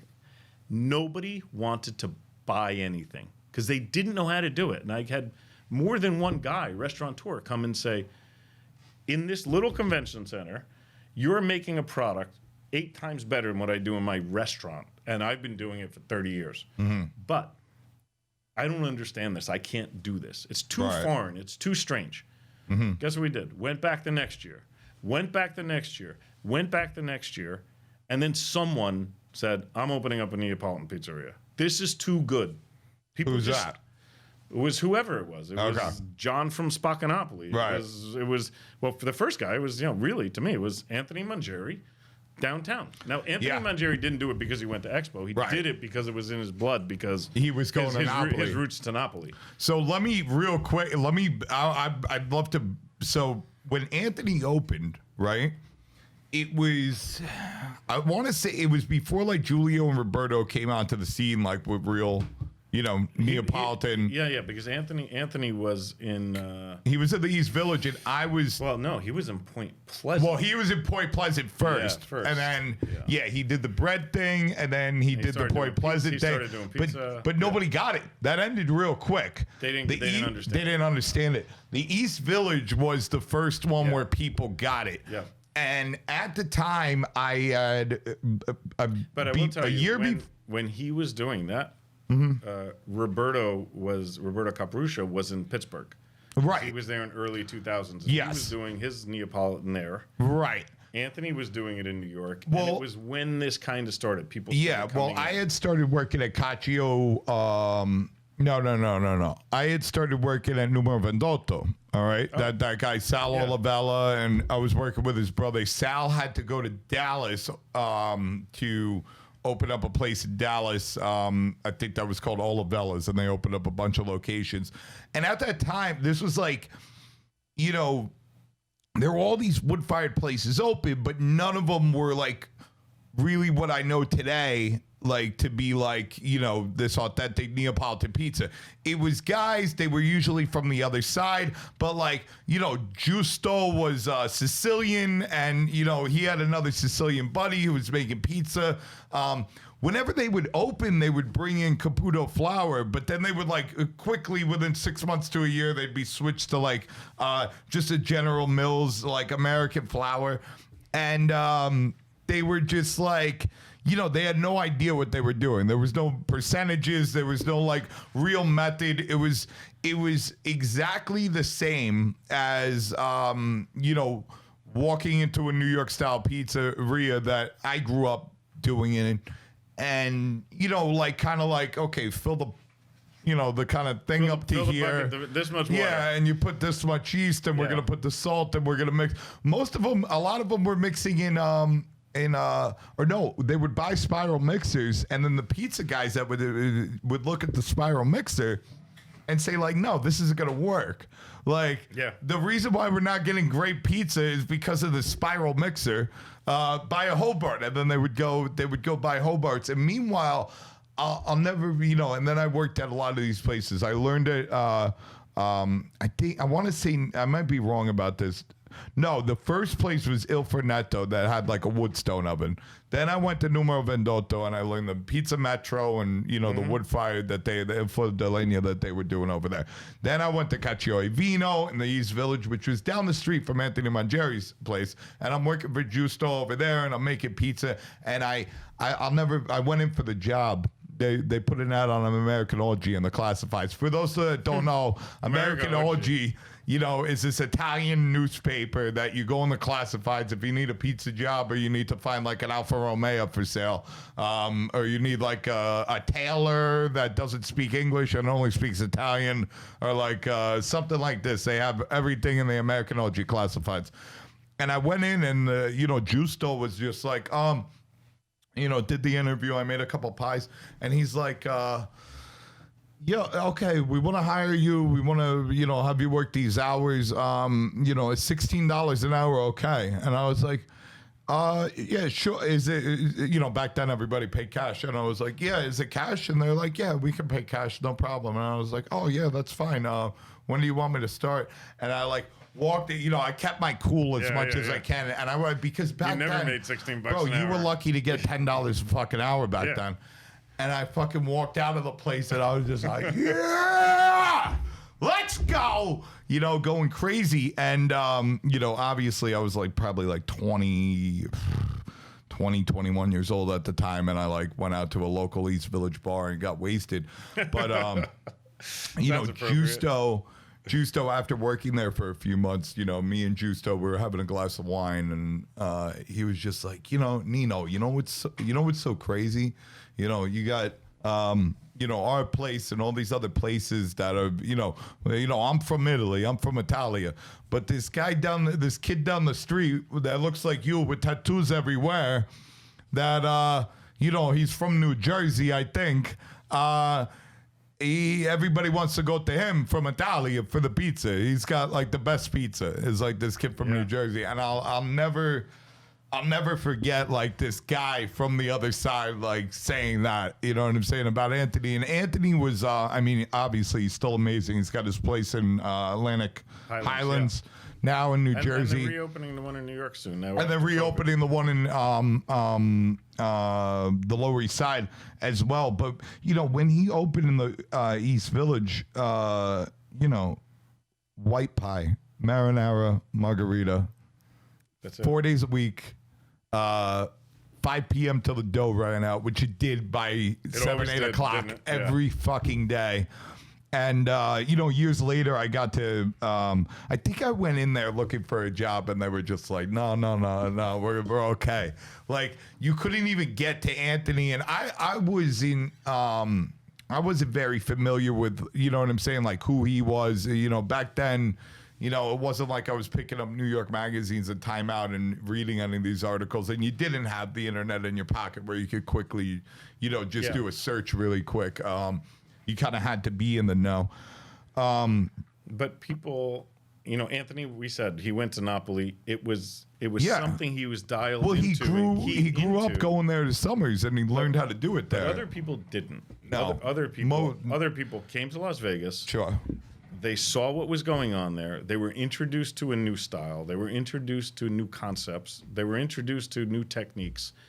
And they decided to go out and take a gamble and open locations and do Neapolitan by high heat wood burning ovens and get the ingredients and then train their guys. And like this whole Neapolitan revolution started in the pizza business for a while. Probably I would say from 2005 to probably maybe even 2015. Like a 10-year run of tons of Neapolitan openings. Well, when did let's not think about New York, because it had to get from here to Hawaii. And because it did. It went across the entire country. Then what happened 6-7 years ago was, as this became as people just were sharing more, you've always been one very open with no secrets. And that was not a traditional pizza guy role. The traditional pizza guy was I don't tell you my secrets. Right. And you're like, dude, flour, water, salt, and yeast. I mean, come on. So as the Neapolitan was opening up people's eyes to just high quality ingredients, the right equipment and technique, that kind of spurred in artisan. Right. I don't want to do Neapolitan, but I want to do pizza in the best way I can. And maybe I like it like this. I want a little crunchier, or I want it in a pan, or I want it, however I want it.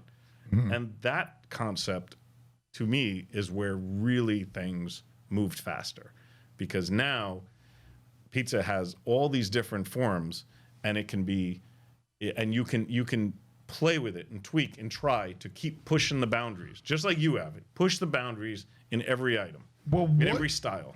What I mean, I think you could almost trace it to when when it really started to take off, it started to move. Was when Giulio and Roberto started doing it, because I mean, it almost coincide with the VPN or the APN starting to do courses and give out certification.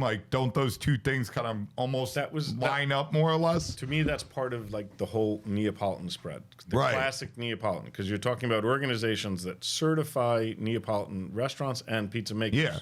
Which made it possible for okay, we're going to go do this course. Yeah. We're going to open up this restaurant, and, we're going to have the tools that we need in order to succeed. Right. And what flowed out of that is now you have people that want to do classic Neapolitan because they love it, because the product's amazing. It's, a 2-minute pizza. I just like that. It's what I'm into. I dig it. I want to open a restaurant. And you have people who say, I don't want to do Neapolitan, but I want to make the best pizza I can possibly make. Sure. And think about when you won the world championship. What did you do? You made your Nino pizza, but you pushed the boundaries. You use pre-ferment for your dough. You use techniques that the standard pizza maker wasn't using. Yeah. Okay. And that to me is still a function of the maybe the artisan nature that came back into pizza, where it's not just a fast food. No. And that's to me the difference. It's moving from fast food to high quality food. I was watching I was watching a few interviews recently with what's his name, Massimo Bottura, the Michelin star chef from I believe I'm saying his name right. I'm sorry, Massimo, if I'm not. You are Massimo Bottura. Bottura from Modena. And he was talking about how he started in his restaurant in Modena, and his whole history. It was a little thing about where he started and where he came from. And, he was saying, because he came to New York, he worked for these Michelin star guys. He met his wife here. He moved back to Modena. And they opened up this thing that, people didn't really understand. And, he was talking a lot about, some of the things. Sometimes these guys, and I think this guy's a genius. Sometimes the way they talk, it bothers me a little bit because it's a little bit too artsy. It's the blah blah blah blah blah, and it is poetic and it is amazing, but I'm all right, get to the point. What are you trying to really say? But one of the things that resonated with me was he was we have these amazing things and we have these techniques and they're rooted in tradition, but things are always going to evolve. No matter what you do, no matter what you think, they have to evolve, all right? And they're going to do it one way or another. And, you know, I mean, especially since Instagram and Facebook have become, you know, I have all these, you know, Facebook friends in Italy that do incredible things. And, you know, you look at pages like Napoli food porn and this and that, and you're seeing these videos of these guys who are like, they're almost trying to recreate American breakfasts or like American sandwiches, but they're doing it with these amazing ingredients that they have access to in Italy. And it turns out to be like, once you see the finished product, it's something that we don't have in America. And it's amazing because it's like they're looking at it. They've never been here. You know what I mean? They've never come to America and been like, okay, I'm going to go work at an American burger shop or a diner or a classic American sandwich shop. They're going on the web and they're looking at videos and saying, okay, that looks like prova. That looks like this. Right. That looks like that. And then they're taking it back and they're doing it.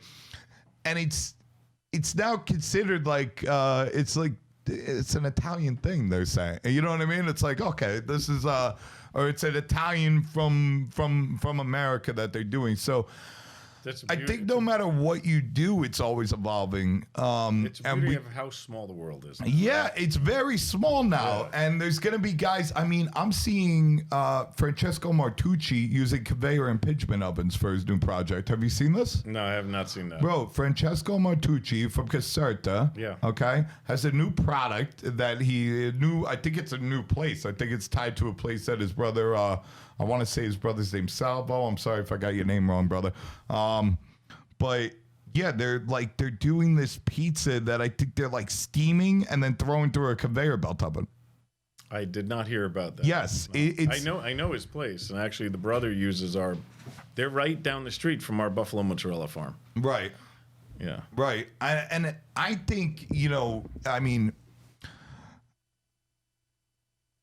the tradition and the techniques and everything like that, they're very, very, very important. I remember when I was really, really against the Neapolitan slap. I used to be very against it. I used to be a big proponent of like, okay, this Caputo Cup or this Neapolitan STG competition you're doing at the Pizza Expo, it's full of crap because you're judging people based on how they stretch a pizza.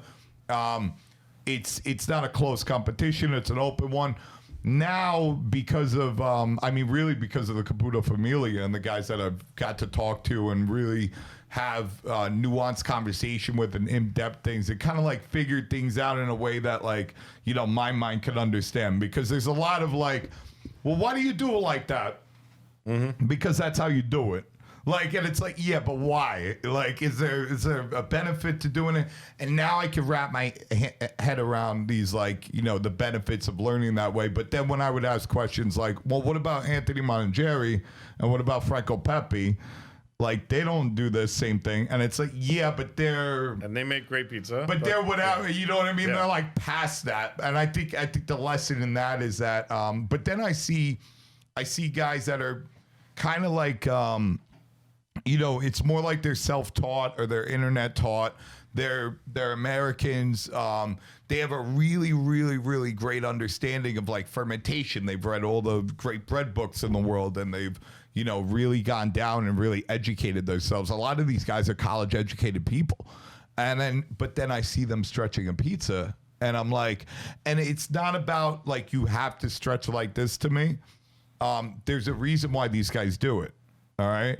There's a reason, there's an industry reason why, okay, you're knocking off the flour. That's a part of it. The speed in which you're able, you know, you see these guys that are really good. How they can open dough, yeah, you know. Bro, they're opening 5 doughs in 2 seconds. Yeah. So, like, you might be, and then you see a guy who's just, you know, kind of confused, and it's like, and they don't want to, I guess they don't want to be talked down to. I think there's a lot of different things going on, or it's just like maybe they had a bad situation trying to learn from somebody. But what happens is, okay, now you can make one great pizza, but what happens when you get in the weeds?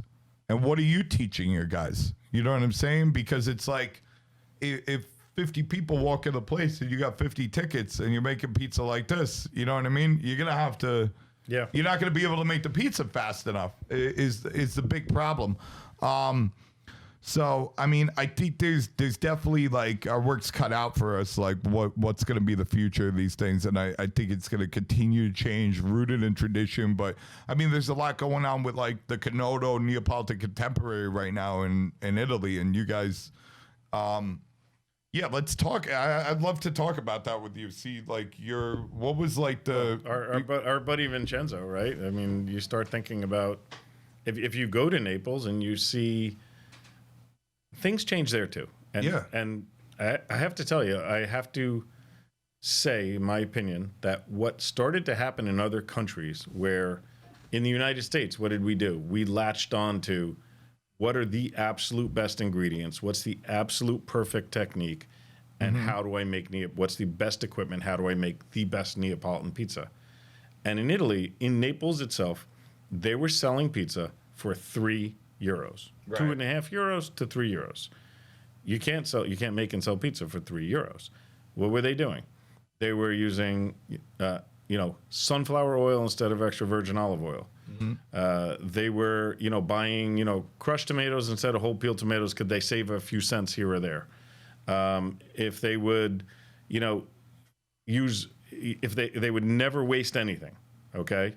And the pizza was truly a fast food. And all of a sudden, Neapolitan pizza became and there were some places in Naples, first of all, the pizza in general was good, but there were some places that were like, kind of like, I'm not going to do that. I'm going to use extra virgin olive oil, not this. I'm going to use San Marzano tomatoes, not this. And they charged a little more. They charged €4. And people were going there. All right. It would be like if McDonald's cost this and Five Guys cost, McDonald's is $2 and Five Guys is $3.50. Sure. You have the group of people that want to go to Five Guys. Right. Well, the same thing started happening there. And then the guys who were really cheap and the new generation coming out started seeing what's going on in America, in Japan, in Korea. And they saw these places that were doing awesome Neapolitan with really extravagant ingredients as well, added on top sometime with truffles and things like nothing you would ever imagine in Naples. And they said, why only outside of Italy do they prize our pizza? And here we don't prize it. Why don't we take as much pride and do the best we can with the best ingredients? And all of a sudden, especially the new guys like Vincenzo Capuano and Ciro Oliva and Salvo and his brothers, what did they do? They started moving into this more gourmet, higher quality, more attention to the details. It's not a $3 pizza anymore. Right. It's $5 pizza. You can find an $8 pizza. And that used to be unheard of, but you can find an $8 or a $9 or a $10 pizza now in Naples with the most extravagant kind of awesome particular like ingredients on top of it. It has gone through this renaissance, and that is a function of them saying, why only elsewhere? Why aren't we doing this? Why isn't there a renaissance here? And today, pizza in Naples is better than it's ever been. Sure. No, yeah. I think so. So when, like you mentioned, Vincenzo and Ciro and Salvo, they were kind of the first generation of that. They were what I remember of them. I mean, obviously, Gino Sorbillo. I mean, Dolores Alacredi. Yes, I mean, they were all the first. They look at him as very commercial, but like, he was the guy who had the balls to really start doing that. Right. You know.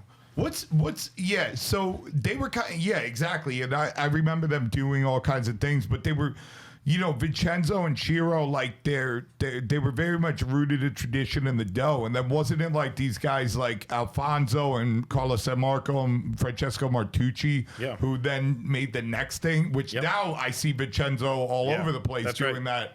Canotto. Carlo was one of the guys who started that for sure. Yeah, and they just using a pre-ferment, right, and up in the hydration, up in the hydration, different technique, really huge airy crust. Yeah, they were using almost they were doing like the same thing that I started to do, but in a completely different way and in no connection, which was I mean, this for me, it was this light bulb went off in my head 10 years ago where I'd been to every pizzeria I could, wood-fired, Metro, which is like, you know, a version of Roman. They were doing pizza by the kilo. We were doing all these things. And I had hit a ceiling. I wasn't learning anything. And then this light bulb went off in my head probably about a year before I opened Williamsburg Pizza, where I was like, why the hell am I looking at pizza makers and bouncing from restaurant to restaurant? I'm not learning anything new. Why don't I look at artisanal bread bakers? All they deal with is flour, salt, water, yeast. And Tartine Bread by Chad Robertson had just happened to come out. And I picked up that book and I read it 10 times. And I said, what the hell? Hydration, pre-ferment, blah, blah, blah, blah, blah. And these guys, I mean, they seem to have done the same thing just over there, where they were like, you know, and I see them like messing with high hydration. But you guys eventually, I know like a lot of people had a problem with it. Like I remember 4 years ago or 3 years ago, people were walking in the Pizza Expo with like Say No to Kanoto shirts. But then like the following year, you guys released like a flour kind of dedicated to that craft, which is a Nuvola flour, right? Yeah. And which is my new favorite, my favorite flour for making even New York pizza. And I know a lot of Roman style guys are using it and this and that. It took off like crazy. That whole concept of lighter, airy dough, right? Yeah. And it could, because it can be applied, you apply it in different ways. What Vincenzo does in Naples is different than what you 100% completely different. Same item. So. It's just it's an item that I mean, it really holds up to these long fermentations. It holds up to higher hydrations. Digestibility and like the mouthfeel. And so what did we do? What was my big coup, I have to tell you, in dealing with Caputo was convincing them to leave the comfort zone of 0 flour pizzeria, right, and moving into Americana Super, Nuvola Super. Go into other avenues, because the gluten-free, we developed a gluten-free flour. Yeah. There's a Caputo owned gluten-free facility, totally separate from the other mills. That makes the best gluten-free flour I've ever seen. It's huge. If you go to any of these stores, like these whatever stores in New York, they all have the Caputo gluten-free. Amazing. All these health food stores and everything. Yeah. So moving into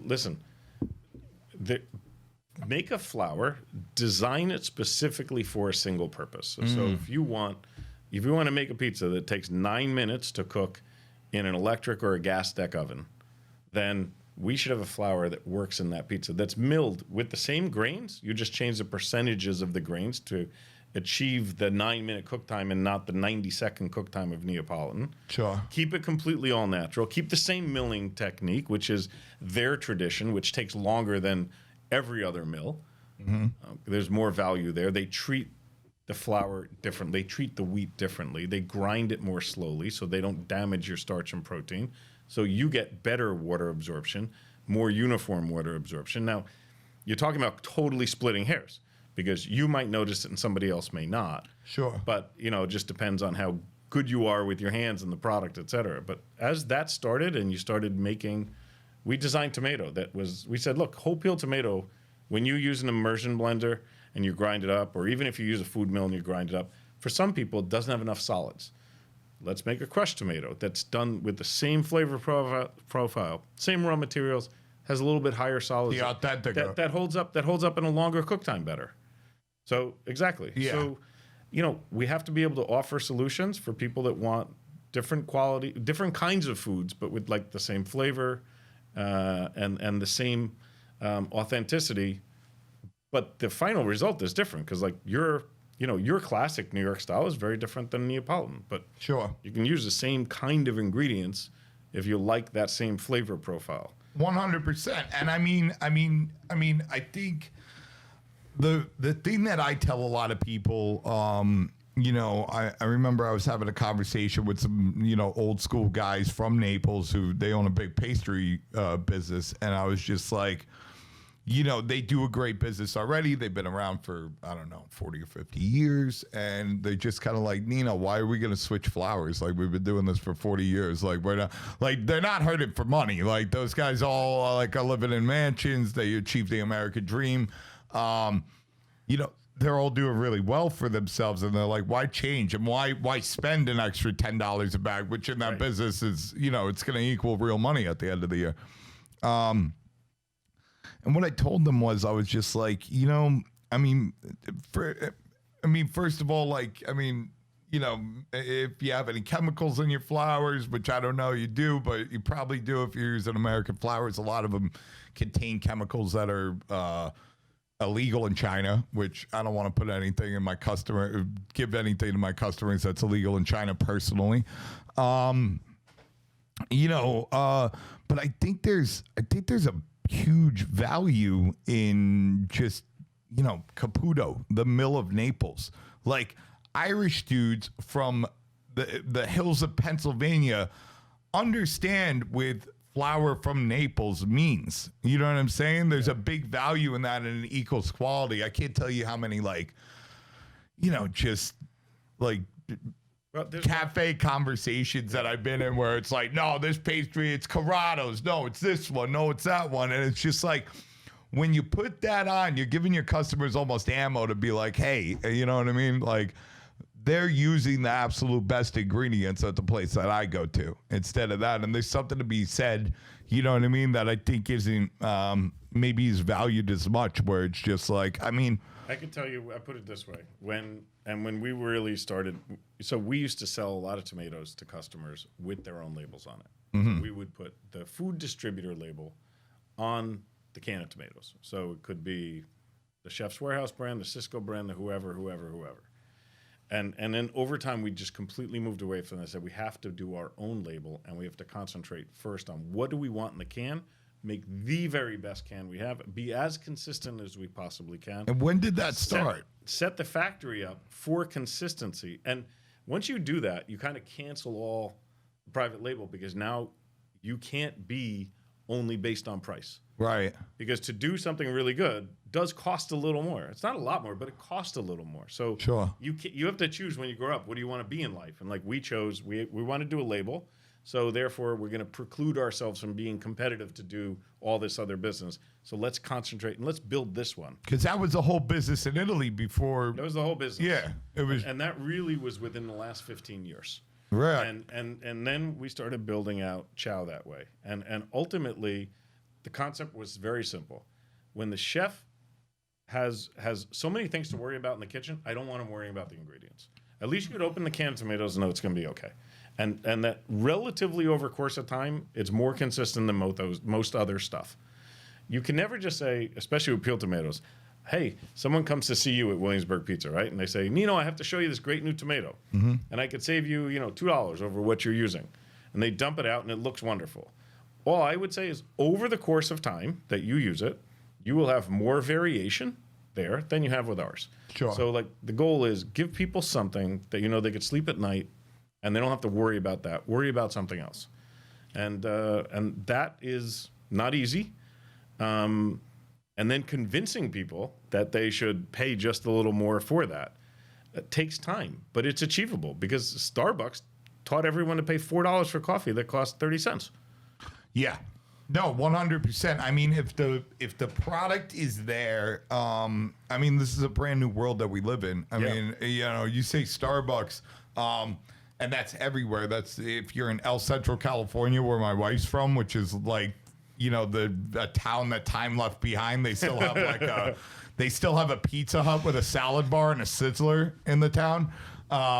Which you got to go to Pizza Hut with a salad bar at least once. We went. Come on. Well, it was hilarious. AJ, who you met, my boy, years ago. He's one of my old camera guys. Me and AJ years ago, we were like BSing, and I was like, I think when I was a kid, like I remember going to a Pizza Hut and it had a salad bar and it was good. And he's like, "Do you remember Sizzler?" And I'm like, I remember the commercials, but I never went there. He was like, Sizzler, when I was a kid, that was the best place ever. couple weeks, like literally 2 weeks after we have the conversation, I'm visiting Shaylin's parents for the first time, and there's a Pizza Hut and a Sizzlers right next to each other. I take like a selfie. I'm sending it, and it was 2 weeks after. I know where I'm going. 2 nights in a row. Remember what we were talking about? There's no more Sizzler. It's a bankrupt company, and yada yada yada. Well, here they are right next to each other. Yeah, it's insane. So when does we were talking about you meeting Caputo? So when you met them and you started bringing this product over there, they start talking to you about, well, maybe we could sell more pizza or flour in America. America's a big market. Where does Caputo exist at this point outside of Naples? Oh, so they were in some of the European countries. Okay. This is in like so we're talking about 1995. like in the mid 90s. Yeah. So everything in Italy was really regional at the time. So you have flour mills across the country, and while they were a really prominent flour mill in Campania, which is that region below Latina, so you have below Rome, Campania takes up one of the big regions, which is from Naples to Salerno and a little bit below. Yeah. They were the prominent mill there, and their product did go to other regions of Italy. Okay. But it wasn't spreading far outside of Italy. Right. And then when we started importing it to the U.S., it wasn't long after that Antimo really went on the whirlwind tour of starting to do trade shows and introduce his product in other countries. And I would tell you, after America, the big takeoff was in Japan. Really? The Japanese, because even then at the time, the Japanese started getting interested in the Neapolitan pizza. And the Japanese are amazing because they study everything to the most minute detail, and they are so detail-oriented, they started going and so they would send guys to learn, and I'll never forget, Antonio Storito once told me this story. He said, and there was another real old guy named Adolfo Merletta, who actually transitioned to Japan. He's there now. Really? And has helped the guy open a bunch of restaurants. They would station a guy outside of the restaurant, and he would wait before it opened, and he would offer himself for free for 6 months to whoever the owner of the restaurant was. I will be your guy. I will do anything you want. If it's sweep floors, clean tables, blah, blah, blah. All I want to do is in the off hours, learn how to make pizza. And one by one, all the Naples pizzerias, somebody would have this, exchange student, and this Japanese pizza would become a Japanese pizzaiolo, and they went back to Japan with they took every note, every single bit of detail, and they opened up the best Neapolitan pizzerias in the world in Japan, and that became a huge market. Right. And then throughout Europe, it started expanding, and slowly across the globe. Well, I gotta imagine, like, if you go to France today, you can find a bunch of authentic Neapolitan pizza guys that were trained by Enzo Colcia or somebody like that. And if you were to go even 10 or 15 years ago, you wouldn't be able to. I was actually in Paris 15 years ago. Yeah. They had wood-fired pizza. It was there was one place that we went to that was like a VPN place, I believe, or a VPN place, because at the time I was with the U.S. pizza team. But we were going in these places that were run by these old French guys that looked like they'd been there a long time, and it was wood-fired pizza, but it wasn't, what we would consider like authentic Neapolitan. There are Neapolitans now in Paris. Yes. And in Belgium. There's there's this huge exodus from Naples of young pizza makers getting picked up and going to other countries and applying their craft there. So, and you're because opportunity, right? Where's the opportunity? You know what? In Naples, they're not opening a lot of new pizzerias. Okay. So where are the opportunities for this next upcoming generation? Right. Well, a lot of the kids are getting picked up and they're being brought to other countries, to UK, Belgium, Germany, all over. So you just mentioned about Antimo really started going to these international. Now, did you guys hook up? Like, how does the Fred Mortati Antimo story play out, really, like in detail? Like, he started coming to the U.S. a little more. Okay. And then he and I just started traveling around the country and meeting with the different food distributors. We would go spend a little time in each market, get to know some of the key restaurateurs. Then we just started teaching our staff better about the products, and then they could train the distributor rep. So, like, you buy from Concadoro, right? And your sales guy is Chris. Well, we want Chris to know about our products. We should train their sales staff why a few of these items are different, how you should use them. The more information we can give to the sales guys who are actually the ones carrying it, you know, we don't bring the goods to a restaurant. We rely on distributors to carry the goods to the restaurant. But we want Nino to want to use our stuff. Mm-hmm. And so now for you, it's easy because you educate yourself. And, you know, you split hairs to do it. And you're a little unique in that way because not everybody will go, you know, read the 7 books a week that you read.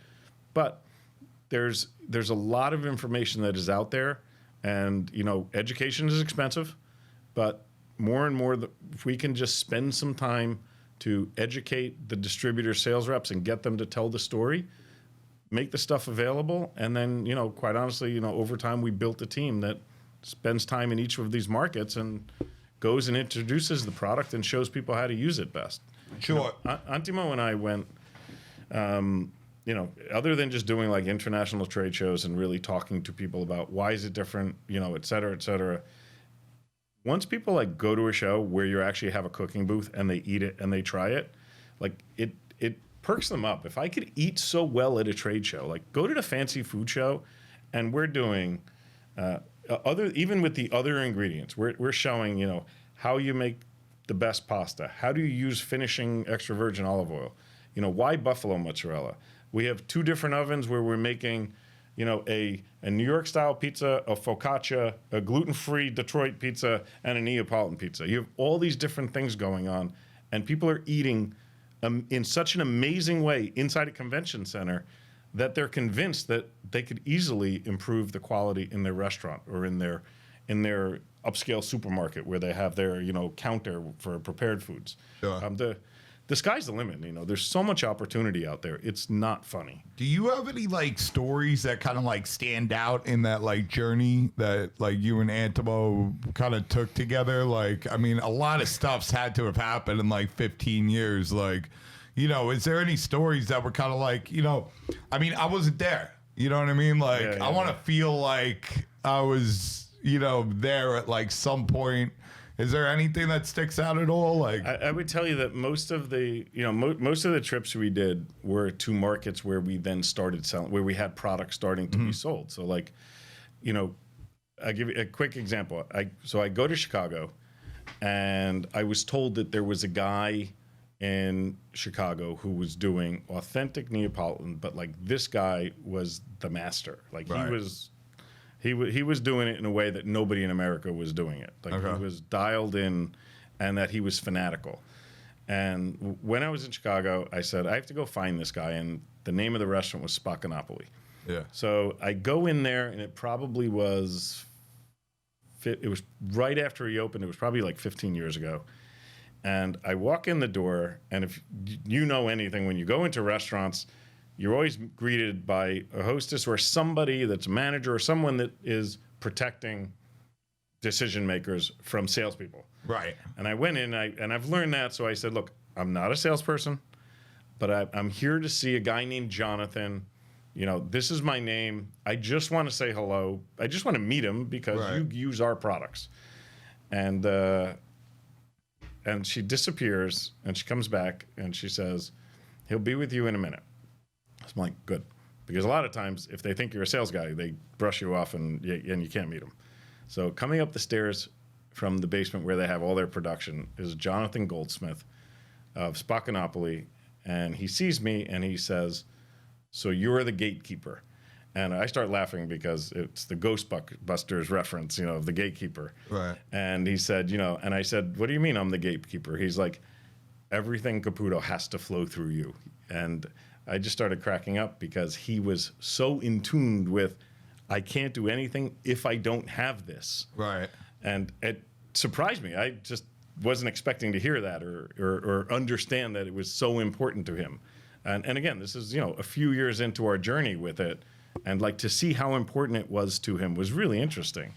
And the fact that he already knew who I was and what we did was absolutely interesting. And sure enough, fast forward, Spaccanapoli is probably one of the absolute best Neapolitan pizza places in America still today. Did you see Portnoy just went over there? He sent me the video. You ever watch it's it? fantastic. I watched it. I watched it. What? I didn't watch the I love whole that thing. he doesn't like Neapolitan pizza, and he qualifies that. Like, don't be all you Neapolitan fanatics. Don't be upset because I don't give any good grades. But like a 7-1 for a Neapolitan pizza joint is a good score. And then the portfolio 7.5. Yeah, the portfolio. Which is the portfolio is a really interesting thing. It's I know Gino tried to open a portfolio place in Little Italy. Yeah. And I think I think the problem is the messaging that, like, you know what I'm saying? These guys come from the other side. They don't know how to talk to the Americans. Like, You're totally right. I imagine, like, if you could have a really successful portfolio place in America, if you like had like a couple TVs with videos like showing what goes on in Napoli and like how this thing, because then they're looking at it, they're like, oh wait, people are doing this in Italy. This is like, this is okay. This has got some street cred. This is authentic. I want to try this.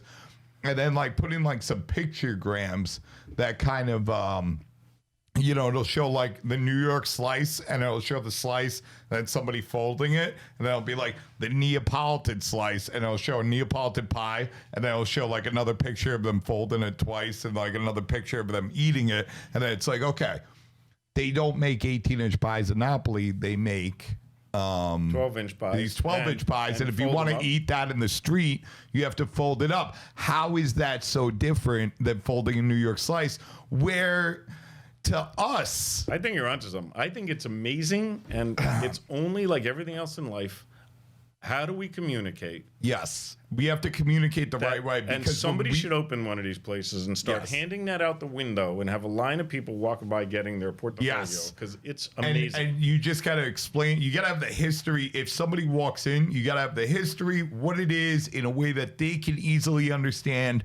Right there, up for them, because when we see. In our American heads, even if we're Italian American, when we see somebody fold a pie like this, it doesn't matter if it's 12 inches or 18 inches, we are mortified. But if you put it the right way, where it's like, how different is this? Then it's like all of a sudden, it's like, oh, okay, this makes sense now. But what kind of I mean, we don't really see that stuff like in America. Like what's kind of like missing from, the American experience as far as this Italian stuff goes? What needs to like really come over here? I see like, Montenegro really never took off that well. Portfolio didn't really take off. Like now they have these other things. Like what's the future of all this stuff in your mind? What do you think's like the next things that are coming? I really personally think that what is happening here now is, to me, it's every bit as exciting as what happened with Neapolitan pizza, like kind of exploding through the States and other countries, right? Where it was that introduction to the authentic food. Now it's the evolution into these next formats, into higher quality pizza across every line, into you make New York style with Nuvola Super as an example, right? And you do this crazy hydration, you do your pre-ferments, and yet your style, what you want to do, and you do, I know a lot of different styles, but yours is, I want to do this. Right. And so you express yourself in a way because you found the ingredients and you studied the technique to do something different like that. And to me, the evolution is going to be, and maybe it's not an immediate import from Italy with, like you said, Montanaro or something, fried pizza. And maybe in America, the next big thing isn't a fried calzone. I don't know. Right. But I think it's more this concept of the pizza road is kind of just evolving. And it's gone from New York into all these other places across the country. And then it went all the way back to the beginning, and then Neapolitan came, right? And now the Neapolitan is evolving into just taking pizza up to the next level. And not just doing Neapolitan, but doing, if you want to do a 5-minute pizza or a 9-minute pizza, can we push the boundaries and make it better? Can we learn from some of the stuff they do in Italy or some of the ingredients they make that are going to improve what I do? Right. And that to me is where the direction's going for the industry here. Got it. Yeah, it's I'm super excited for what's coming next because I know a lot of guys are working on a lot of new things. I'm seeing on the other side, them Raffaele Botta and all these other guys are posting all these artisanal bread pictures all of a sudden. These guys that were pushing like these, 80% hydration doughs and these COVID giant cornicione. COVID brought bread making back into the fray in a big way. Yeah, right? And a much and in Italy they were, so in Italy you would always make bread at home, and then that's honestly, like many other things in life, like that evolves too. Like, if you take somebody who's here from Italy but they came here 50 years ago, when they go back, it's unrecognizable to them. That's what I've been hearing a lot. I've been hearing a lot of guys, because they imagine it like for as Americans, I will tell you, it's still very provincial, but it is a progressive country. They have supermarkets now. They have supermarkets. They've got McDonald's. They've got dual income. They have globalization. They have dual income households. Guess what? Mom and dad both work, and the kids go to daycare. Like this is that's what they have there. It's not just a traditional. And so, at the same time, they pick up on American.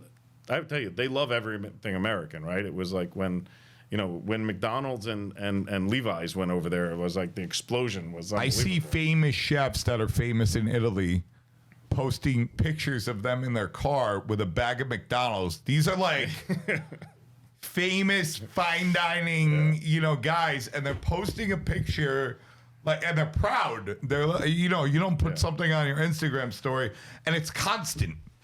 Constant, and then I'll see on another story or page like them trying to recreate like I don't know, like a Shake Shack, In-N-Out, Smash Burger, you know what I mean? And they'll be doing that at the restaurant.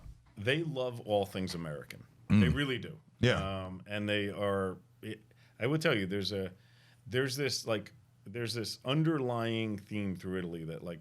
America was the savior. Like America was the ones that came there after the war, helped rebuild, got rid of the Nazis, saved them. That's how they look at this. Like as black shirts, as saviors, kind of. And then they had the American lira, or they had the Am lira. It was called. It was American lira when we first came through. Think about how many Italians have family in America, sure, and vice versa. So it's like there is this big connection. And I think that's one of the beauties, because as the world's become a lot smaller, all the guys you mentioned who like are part of your social crew now, when you exchange DMs with them, is because this you guys are in the industry. You happen to be in the States and they happen to be in Italy. Yeah, but you're both interested in what each other does. Oh, 100%. And we can almost.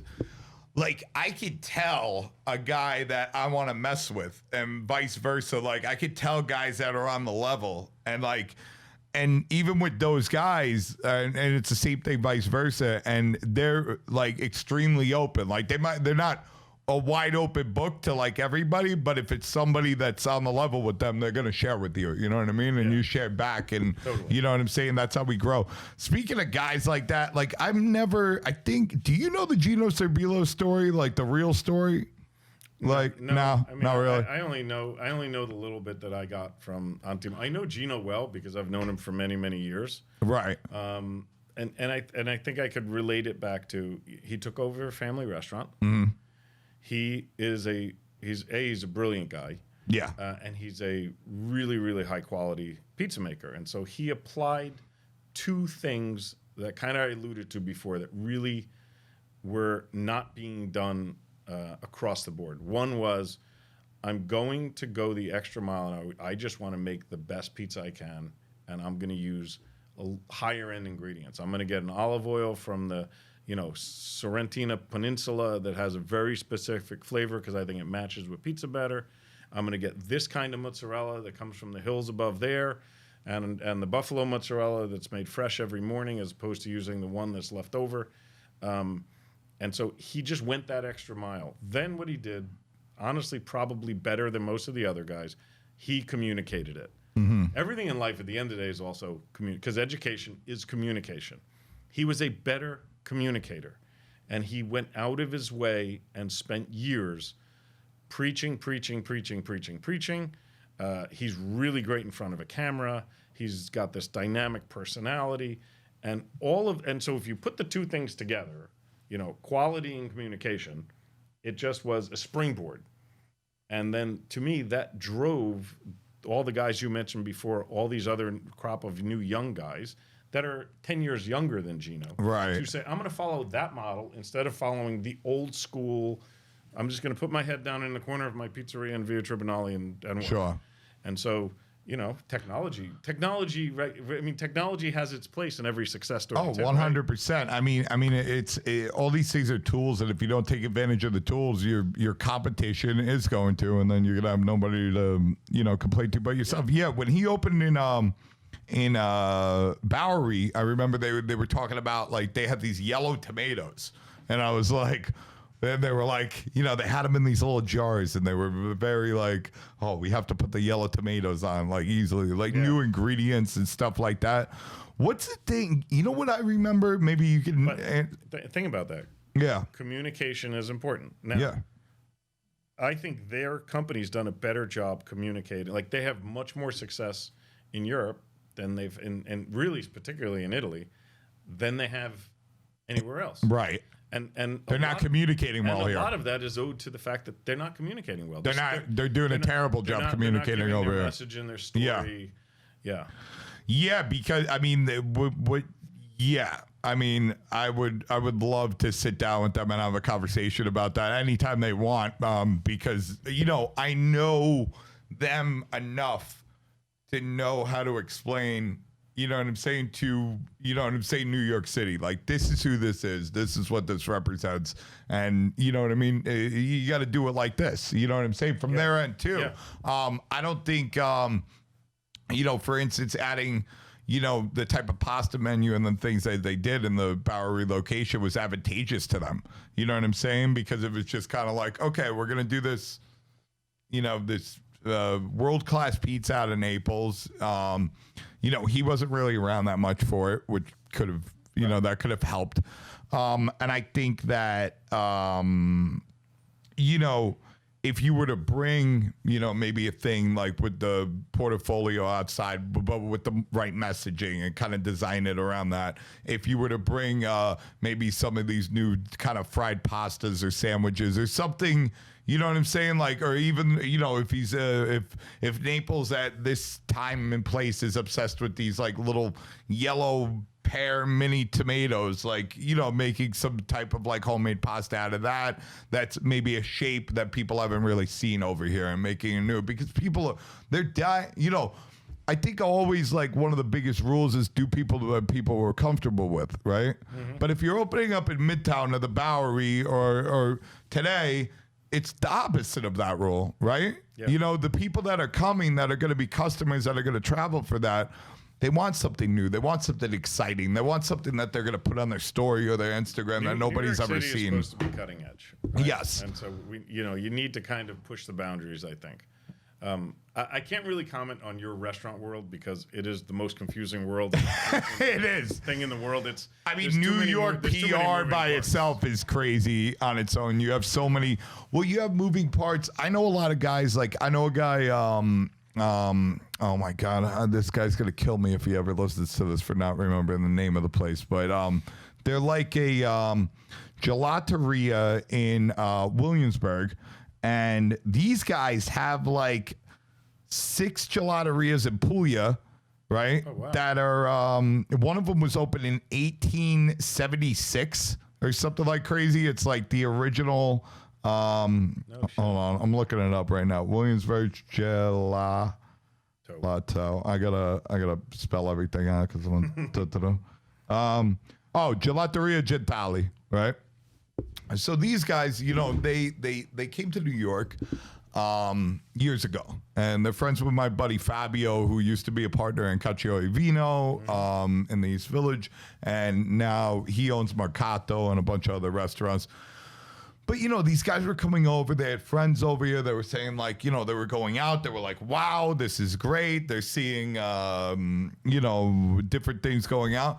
But you don't really understand the landscape the way that you need to understand it from a business standpoint, because block by block in Williamsburg or Little Italy or the Bowery is completely different, and you're selling to a completely different person, and how to let the people know about that is a completely different way, and targets and this and that you have to, like, New York's weird like that. Like, you know, there's something that's going to work over here that 100% wouldn't work like that. And you know, there's a way to get the word out of who you are, what you represent, what you're doing, and why it's important. You know, if you're on Wall Street, it's different than Bedford Avenue. If you're on South 3rd in Williamsburg, it's different than Wall Street or Bedford Avenue. You know, and these guys, their original location, I got lucky enough because I ran into Fabio, and he's like, oh, you have to believe, his name's also Fabio. And he was like, you got to see my friend Fabio. He's from my home, you know, where I'm from in Puglia. They're amazing. And they were in like this, on like Broadway and South 5th, like way off the beaten path, in a building that you would never know they were in. So you had to like walk through this building to get to the place. And I was just like, I walked in, you know, they had the automatic glass cleaners for the espresso cups. Wow. They have boxes of strawberries and blueberries, and they had cases of ricotta cheese that they're mixing into the machines, and you know, they had these machines that I've never seen before that were like kind of like this like modern version of an old school machine. So it's using electricity, but you know, the parts in it were like they had wood parts and these parts, and you know, it was kind of like, you know, like when you see the diving arm mixer, it's like replicated. It was like the gelateria version of that. And I'm like, bro, like, you guys should have lines out the door, but I mean, I hate to tell you this, and it looks like you spent all this money doing this. Nobody knows what you're never gonna know. And you know, trying to explain to them the nuances of like, okay, you have to hire a PR company, and this is the story that you have, because just hiring a PR company doesn't do a lot for you. You have to actually craft the story and what makes it important, because they're not gonna automatically know. You know what I mean? Like when we're talking about before, like the portafolio, or you were talking about communicating what makes something important. You have to communicate that to the PR company so then they can communicate it to everybody else. And it's not going to happen unless you do that. And then there's a lot of nuances and things that go along with that. But it's a difficult industry. I mean, if you nail the product and you don't communicate, nobody knows the product. How do they communicate? I mean, because remember, the old school just word of mouth, because your neighbor went and then he told two people and they told two people. Like, that takes a really long time. And can you survive the period before people find you? Not with what rents are in New York City. Not with what labor cost is everywhere. You can't. You can't. You need the crowd right away. Yep. Yeah. You need the crowd right away. I mean, it's just too expensive. We're working on such low margins. I mean, I don't think people realize that. You know, if you had the nickel for every time someone said to you, oh, look at that place over there, they're crowded all the time, they're making money hand over fist, and you're a restaurant insider, and you know, like, you know what you call hand over fist is not hand over fist. There's like, a lot of variables. You know what? That means if they're so busy, it means they're only losing a little. Right. No, that is the thing. Most of the case. You know, one thing I really, I wanted to ask you a few different times, but we were talking about other things, and I didn't like kind of see a space to get into it. But like, I remember when I got on the U.S. pizza team, and I went to Italy for the first time, and you know, it's like kind of a lot's changed in the Neapolitan thing too, because back then, like, all these guys were telling me like, okay, if you want to be authentic Neapolitan, right, you have to use, I know there's a lot of fake news out there during this time and a lot of misinformation, but I mean, they were saying like, you know, you have to use a wood tray and never put a dough in the fridge, because that's how Brandi and Domicelli does it, and they're the original places. And then years later, it's like now, and I remember also them saying, like, I mean, this has been drilled in my head back in the day, where they would saying, you can't, what you call mozzarella isn't mozzarella. Okay? What you call mozzarella, the cow's milk mozzarella, is fior di latte. And you're not allowed by law to call this mozzarella in Italy. And if you don't make pizza with buffalo mozzarella, it's not authentic DOC pizza. And, you know, now that DOC thing is not a thing anymore. Right. Now it's STG. Yeah. I don't understand any of this. Can you break any of this down for me? I mean, you were around. Do you? So let's put it this way: communication, right? Yeah. I mean, so if you have so what you said is really true. Like, they don't call cow's milk what we call cow's milk mozzarella. Right. They don't call it mozzarella. I call Fior di The Latte. word mozzarella is reserved only for buffalo milk. Yeah. And fior di latte for cow's milk. Fior di latte is. But if you flour go to of the milk. Damichele, Now- what do they use? They use both. You either have Okay. to order the buffalo, though. They Right. default to cow's milk. They do, and they don't okay. tell you that. The Italians are great at like and now why did they use wood trays and not refrigerate? Because historically they didn't have plastic And they yeah. didn't have refrigerators. Yes. Okay. So this is like the old story of like the guy goes to Thanksgiving at his girlfriend's grandmother, and I'm sorry, goes to Thanksgiving at his girlfriend's house, and when she makes the turkey, she cuts it in half and she puts half in, and then later she puts the other half in, and she does them separately.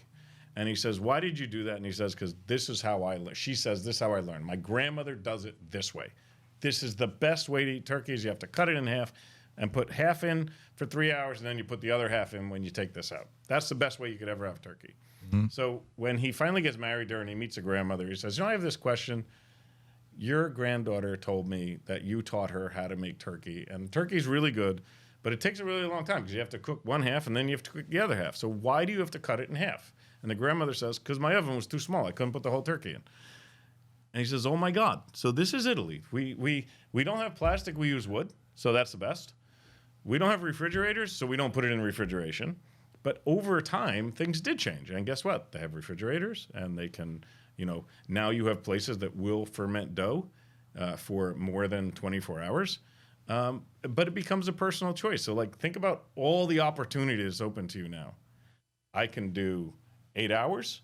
I can do 24 hours. I can do 36 hours. You can test all these different things now in different ways. And who's starting to do that? Who's got the cool dough room? Like, meaning, temperature controlled dough room. Well, Ciro Oliva from Concentina Tresanti in the Sanità district of Naples, who's a huge up and coming rock star, has at least a place next to his restaurant where he only makes dough. Right. Right? Like, that never existed before, right? It's temperature controlled. He tries all different kinds of things there.